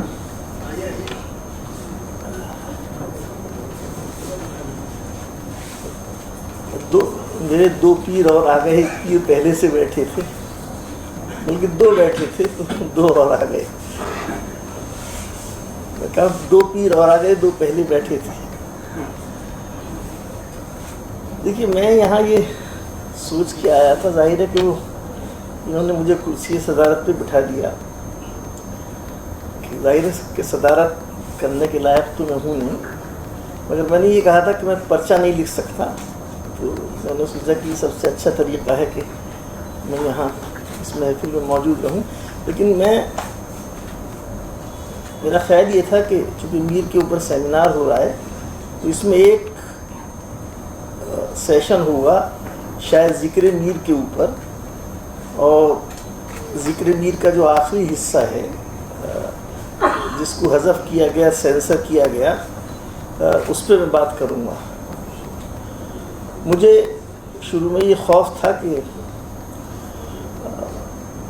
مولوی عبدالحق بابا اردو کو کچھ کہنا اردو کی کسی محفل میں مشکل ہوتا ہے، مگر شہاب الدین ثاقب صاحب نے جب قاضی عبدالودود ہی سے بات شروع کر دی تو بہرحال چیزیں آسان ہو گئیں۔ مختصر یہ ہے کہ شاید آپ میں سے جن لوگوں کو معلوم ہوگا کہ میر کی جو خودنوشت ہے ذکر میر، اس کے آخر میں میر نے شاید 55 لطیفے ہیں۔ وہ ہمارے مولوی عبدالحق صاحب نے خوف فساد خلق سے، یا جو ان کا اپنے اخلاق کا معیار ہوگا، یا اس زمانے میں وہ جس مسلم آئیڈیالوجی کو سپورٹ کر رہے تھے مسلم لیگ کی، یا جس طرح کے مسلمان وہ ہو گئے تھے، اس کے اعتبار سے انہوں نے ان 55 لطائف کو حذف کر دیا. پہلے 1926 میں کیا اردو ادب کے شمارے میں، اس کے بعد 1928 میں جب ذکر میر کو شائع کیا تو اس میں سے اس کو انہوں نے حذف کر دیا. یہ ہو سکتا ہے کہ یہ ہر آدمی کا اپنا پیمانہ ہے اخلاقیات کا، ہم سب کے اپنے اپنے ہیں. ایک عام طریقہ ہم لوگوں کے ہاں یہ ہے کہ ہم یہ کہتے ہیں کہ بعض دوست ایسے ہیں کہ جن سے گھر کے باہر ملا جائے گا، بعض دوست ایسے ہیں، بعض احباب ایسے ہیں کہ جن کو آپ گھر کے اندر بلا سکتے ہیں. یہ ایک ہمارے یہاں مشرقی تہذیب کا ایک طریقہ ہے. لیکن یہ کیسے ہو سکتا ہے کہ جو 55 لطیفے ہیں وہ تو آپ کو مخرب اخلاق معلوم ہوں، اور جو میر کی شاعری ہے جو فحاشی سے بھری ہوئی ہے اس کے خلاف آپ کوئی بات نہ کہیں. یہ بہرحال دوہرے معیار کی بات ہے، اور اس پہ جلدی یا دیر سے اردو معاشرے کو بہرحال کوئی فیصلہ کرنا چاہیے. تو میں نے یہ کیا جب پچھلے سال میر کے 300 سال کا جشن منایا جا رہا تھا، میں نے یہ سوچا کہ تب تک میں شہاب الدین ثاقب صاحب کے میر کے کام سے واقف نہیں تھا. میں ان سے واقف تھا کہ انجمن ترقی اردو ہند کے اوپر انہوں نے PhD کی تھی، اور میں یہ سمجھتا تھا کہ یہ کوئی بزرگ ہوں گے، پرانی کتاب تھی اور کہیں مرکب گئے ہوں گے اب کہاں، چونکہ شاید وہ شاید سرور صاحب کی زیر نگرانی کیا گیا کام تھا میرے خیال میں. سرور صاحب ممتحن تھے. تو وہ بہرحال، ورنہ میں ان سے درخواست کرتا کہ ان لطائف کا آپ ترجمہ کر دیجیے. تو ایک خاتون ہے ہمارے یہاں جو اس میں اردو ادب کی ایڈیٹر ہیں، ان کی بہت اچھی فارسی ہے، مدرسے کی پڑھی ہوئی ہے، انہوں نے اس کا ترجمہ کیا، اور یہ کہا گیا کہ وہ انہوں نے ترجمے کو غارت کر دیا ہے. مگر یہ اس کو آپ مطلب جتنی آپ کے اندر حصہ مزاح ہو یا کسی لطیف طنز سے محظوظ ہونے کا وہ ہو تو آپ اس کو اسی میں لیجئے. مگر جب میں نے شہاب الدین ثاقب صاحب کا ترجمہ دیکھا تو مجھے لگا کہ نہ انہوں نے غارت کیا ہے نہ انہوں نے غارت کیا ہے، دونوں نے اپنی عزت بچائی. انہوں نے بھی اس کا ترجمہ کیا ہے، اور ظاہر ہے کہ وہ اس قسم کے لطائف تھے کہ ان کا ترجمہ وہ شخص نہیں کر سکتا جو ان چیزوں کو ٹھیک نہ سمجھتا ہو. اس کا حق شہاب الدین ثاقب صاحب کو بھی تھا، اس کا حق صدف عمران کو بھی، جنہوں نے ہمارے یہاں ترجمہ کیا ہے. تو بہرحال میرا خیال یہ تھا کہ آپ کسی چیز کو سینسر کریں یا نہ کریں، شاعری میں اخلاق کا معیار کیا ہو، اس پہ میر کے حوالے سے بات ہونی چاہیے. اور میرا یہ خیال تھا کہ ایک سیشن یہاں ہوگا ذکر میر کے اوپر، تو وہ میرے خیال میں آئندہ کبھی ہوگا تو اس پہ ہم بات کریں گے. دو مختصر باتیں میں اور کہنی چاہتا ہوں. ایک تو اسے آپ کسی خود ستائی سے وہ تعبیر مت کیجیے. پہلے سیشن میں چندبھان خیال صاحب نے کہا کہ وہ میر کے اوپر یہ پورا سال نکل گیا اور ہمارے یہاں کوئی بڑا جلسہ نہیں ہوا. جس دن پچھلے سال میر کی وہ کہا جاتا ہے کہ وہ دن ہے جو ان کا یوم پیدائش تھا، تو اس پہلے دن ہم نے ایک بڑا جلسہ کیا تھا انڈیا ہیبیٹیٹ سینٹر کے اندر، اور جو اردو میں روایت نہیں ہے وہ جلسہ ہم نے ٹکٹ لگا کے کیا تھا، اور اس جلسے کے میں 2 لاکھ روپے کی ٹکٹ بکے تھے. میرے خیال میں شاید ہی اردو کا کوئی ادارہ میر کے اوپر ایسا جلسہ کر سکے جہاں آپ 2 لاکھ روپے کی ٹکٹ بیچتے ہیں. اس کے بعد پھر ہم نے 4 دن کا جشن کیا میر کا انڈیا انٹرنیشنل سینٹر کے ساتھ، جس میں دنیا بھر کے وہ سارے مورخین کو ہم نے بلایا جن کا کوئی نہ کوئی کام میر یا دلی کے حوالے سے تھا. اور وہ 230 لوگوں کا ہال تھا، اور وہاں اتوار کی صبح کو جو ہم 9:30 بجے پہلا سیشن شروع کرتے تھے اس میں بھی لوگ بھرے ہوئے ہوتے تھے. یہ بہرحال ہماری بدقسمتی ہے کہ ہم سب لوگوں تک نہیں پہنچ سکے. بدقسمتی ہماری یہ ہے کہ چندبھار خیال صاحب کو مجھ سے مدعو نہیں کر سکے، لیکن یہ بہرحال ایک بڑا جلسہ ہم نے کیا تھا۔ آخری بات میں یہ عرض کرنی چاہتا ہوں کہ محفوظ صاحب اس بات کو جانتے ہیں کہ جتنا استفادہ میں نے فاروقی صاحب سے کیا ہے اتنا شاید میرے بعد اگر کسی نے کیا ہوگا تو محفوظ صاحب ہی نے کیا ہوگا۔ انہوں نے علمی کام بھی کیا، میں نے کوئی علمی کام نہیں کیا، میں ان سے سیکھتا تھا اور بس اپنی اصلاح کر لیتا تھا۔ اب شاید وقت آ گیا ہے اور اس سیمینار کو بھی ہونا چاہیے تھا، جو کہ جتنے مقالے اب تک میں نے سنے یا جتنی گفتگو سنی ان سب میں فاروقی صاحب کا ذکر تھا۔ تو اگر یہ سیمینار نہیں ہوا تو اگلا کوئی سیمینار کیجیے، آپ انجمن کے ساتھ کیجیے، جہاں آپ میر کے اوپر گفتگو کیجیے فاروقی صاحب جی کے حوالے سے، اور وہ سیمینار انہی کے نام سے ہونا چاہیے، میر پہ جو ان کا کام ہے، چونکہ ابھی نہیں لگتا مجھے کہ اگلے 100 سال تک جو فاروقی صاحب نے میر کے اوپر لکھا ہے اس سے ہم نکل سکیں گے۔ میں احمد محفوظ صاحب کا بہت شکر گزار ہوں کہ انہوں نے مجھے یہاں مدعو کیا، اور یہ آپ سب کو ان کا شکر گزار ہونا چاہیے کہ انہوں نے اتنا اچھا جلسہ کیا، اور آپ سب کو شکر گزار ہونا چاہیے شمس اقبال صاحب کا۔ مجھے تو شمس وہی یاد ہیں جو JNU میں ہوتے تھے، لیکن یار ابھی ماشاء اللہ میں بھی بوڑھا ہو گیا ہوں، یہ بھی اب ماشاء اللہ ڈائریکٹر ہیں، لیکن بہرحال انہوں نے لیکن یہ بہرحال دوستوں کا انہوں نے بہت خیال کیا، بہت اچھا جلسہ کیا، اور اب تک کہ جو NCPL میں ڈائریکٹرس آئے ہیں ان میں یہ شاید سب سے اچھے ڈائریکٹر ہیں۔ مجھے امید یہ تھی کہ مرتضیٰ کریم صاحب آئیں گے تو مجھے جو ان کے بارے میں کہنا تھا میں ان کے سامنے کہتا ہوں، اگر وہ تشریف نہیں رکھتے ہیں تو بہرحال آپ سب کا بہت شکریہ کہ آپ نے مجھے سنا، اور احمد محفوظ صاحب کا شکریہ اور شمس اقبال صاحب کا شکریہ۔ بہت شکریہ ڈاکٹر اطہر فاروقی صاحب۔ اب میں دعوت دے رہا ہوں پروفیسر قاضی عبید الرحمن ہاشمی صاحب۔ قاضی صاحب سابق صدر شعبہ اردو جامعہ ملیہ اسلامیہ ہیں۔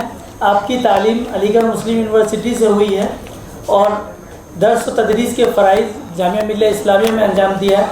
آپ کی متعدد کتابیں ہیں، ترجمے پر آپ کی نگاہ ہے۔ آپ انگریزی سے اردو میں اور اردو سے انگریزی میں بہت شاندار ترجمہ کرتے ہیں، اور مجھے شرف حاصل ہے کہ میں ان کے ساتھ بیٹھ کے ترجمہ کر چکا ہوں۔ قاضی صاحب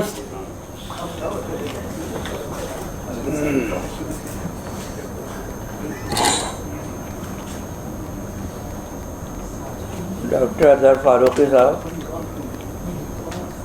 یہ ہماری صدارتی ٹیم میں ہیں، ڈاکٹر شمس اقبال صاحب ڈائریکٹر NCPL، پروفیسر احمد محفوظ صدر شعبہ اردو، پروفیسر خواجہ اکرم الدین صاحب سابق ڈائریکٹر NCPL، محترم چندبھار خیال صاحب یہاں تشریف رکھتے ہیں، پروفیسر خالد جاوید، پروفیسر سراج اجملی، یہاں کلیم الدین صاحب، کلیم اللہ صاحب۔ مجھے کچھ زیادہ نہیں کرنا ہے اس لیے کہ وقت بھی خاصا ہو چکا ہے، اور جو مضامین یہاں پڑھے گئے کی تعداد 4 ہے۔ ڈاکٹر عمیر منظر نے تقیم میر اور فاروقی صاحب پر شعر شور انگیز ان کا سب سے بڑا میر پہ کارنامہ ہے، اس کا اپریزل کیا، اس کا جائزہ لیا، اور ظاہر ہے جیسے حضرت فاروقی صاحب نے بتایا کہ فاروقی صاحب کے کاموں کا جائزہ تو ابھی مدتوں لیا جائے گا، اور یہ بہت بڑا سمجھیے کہ بہت اچھا انہوں نے ان کو ٹریبیوٹ پیش کیا ہے، میں ان کے لیے مبارکباد پیش کرتا ہوں، اور بہت اچھی زبان میں اپنی بات کہی، بہت مؤثر۔ اس کے بعد ہمارے مظہر احمد صاحب، ڈاکٹر پروفیسر مظہر احمد صاحب نے ایک ایسے پہلو پر جس پر کم لوگوں نے لکھا ہے، میر تقی میر کے حوالے سے انہوں نے ایک اچھا مضمون یہاں سے پڑھا۔ میں سمجھتا ہوں کہ اس طرح کے مضامین سے ہی کسی سیمینار کی اصل میں یعنی توقیر میں اضافہ ہوتا ہے۔ میں ان کو مبارکباد پیش کرتا ہوں۔ سرالہدیٰ پروفیسر سرالہدیٰ ہمارے بہت ہی معروف اور اسٹیبلش نقاد بن چکے ہیں۔ میں اس لیے کہہ رہا ہوں کہ یہ مجھ سے بہت چھوٹے ہیں، اور شروع میں تو میں نے ان کو دیکھا تھا کہ اپنے آپ کو اسٹیبلش کر رہے تھے، لیکن now he has already establish himself as a very eminent Currituck. So I'm very happy and congratulations for his eminence. और उन्होंने मीर के शोर पर जो बड़ा मुझे लगा कि आप शोर बहुत ही समझिए कि एक तरह से कुछ शुरू में समझ नहीं आता क्या कहना चाहते हैं। मीर के शोर पे शेर शोरंगेज़ की तरफ ध्यान मेरा गया तो बिल्कुल जेन्युइन बात थी, लेकिन इन्होंने उसमें कुछ नए पहलू निकाले इन्होंने। और सच बात यह है कि एक अच्छे सेमिनार, इंटरनेशनल या नेशनल सेमिनार में ऐसे ही मज़ामीन पढ़े जाने चाहिए कि जिसमें कुछ नयापन हो, कोई इनोवेशन हो और कोई नया इंसाइट हो, जिससे हमारे तलबा और असातिज़ा को भी फ़ायदा पहुँचे। तो सरहुदा ने कोशिश की कि उन्होंने जो वेस्टर्न थिंकर्स हैं उनके हवाले से मीर को इक्वेट करने की कोशिश की और उनके अशार से अपनी बात को गोया सामने उसकी तशरीह और ताबीर की, जिसको बहुत अच्छी तरह से उन्होंने पेश किया। मैं उनका बहुत उनको मुबारकबाद पेश करता हूँ। मैं जल्दी बात अपनी कह रहा हूँ, ज़ाहिर है कि तफसील में मैं जाना नहीं चाहता। प्रोफेसर शहाबुद्दीन साकिब साहब मेरे दोस्त हैं और आपने देखा कि अलीगढ़ में जो उन्होंने वहाँ पर वो शोबे उर्दू से वाबस्ता रहे हैं और बहुत ही नामवर मुहक़्क़ीन में इनका शुमार होता है। बहुत ही खामोश ज़बा आदमी हैं। फ़ारसी पर कितनी गहरी नज़र है, कितनी दस्तरस है, और मीर पर जो उन्होंने काम किया बहुत आला पाए का काम है। उससे आपने पढ़ा, इस्तिफ़ादा किया है। इस वक्त जो मज़मून उन्होंने पढ़ा, ज़ाहिर है कि कोई बहुत बड़ा आदमी हो जाए अपने वक्त में तो ज़ाहिर है कि लोग उसके मखालिफ भी बहुत हो जाते हैं। तो मीर साहब का मामला भी कुछ ऐसे ही था। मीर साहब के मामले में के बारे में भी कहा जाता है कि जितनी तवज्जो गालिब और इकबाल को दी गई, जो अटेंशन उनको मिली, मीर को नहीं मिली। और मीर इस मामले में बहुत समझिए कि वो खुशकिस्मत न थे। लेकिन सच्ची बात है कि फारूकी साहब ने तो अब उनकी तरफ तवज्जो की, इससे पहले भी बहुत से लोगों ने, बहुत अहम लोगों ने उनको अपनी तवज्जो का मरकज़ महवर बनाया और उन पर बहुत कुछ लिखा गया, बाहर भी लिखा गया है, तर्जुमा भी हुआ है।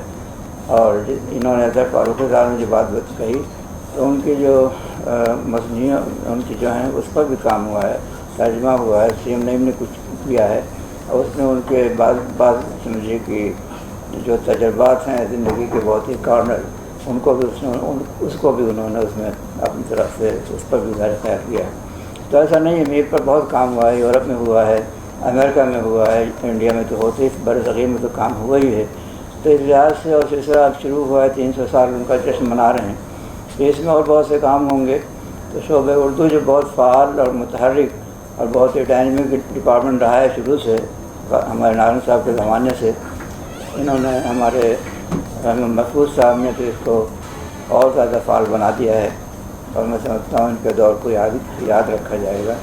इन्होंने इसको हमारी मेमोरीज़ में महफूज कर दिया है। महफूज लफ्ज़ यहाँ पर बहुत मुनासिब है मेरे ख्याल से।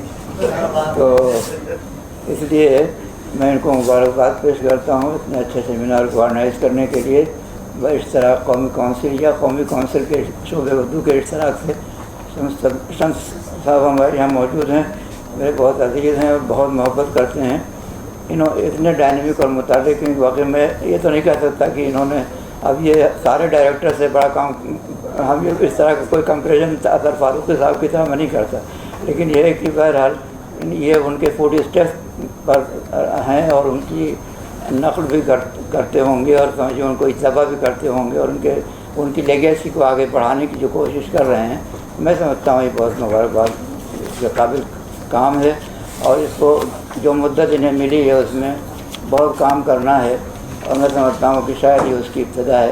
तो इन कलमात के साथ मैं अपनी बात ख़त्म करता हूँ और तमाम तलबा और तलबात जो हमारे अजीज़ यहाँ बैठे हुए हैं, रिसर्च स्कॉलर्स, उनको यहाँ पर इतनी तवज्जो से सुनने के लिए, यहाँ मौजूद होने के लिए मुबारकबाद पेश करता हूँ।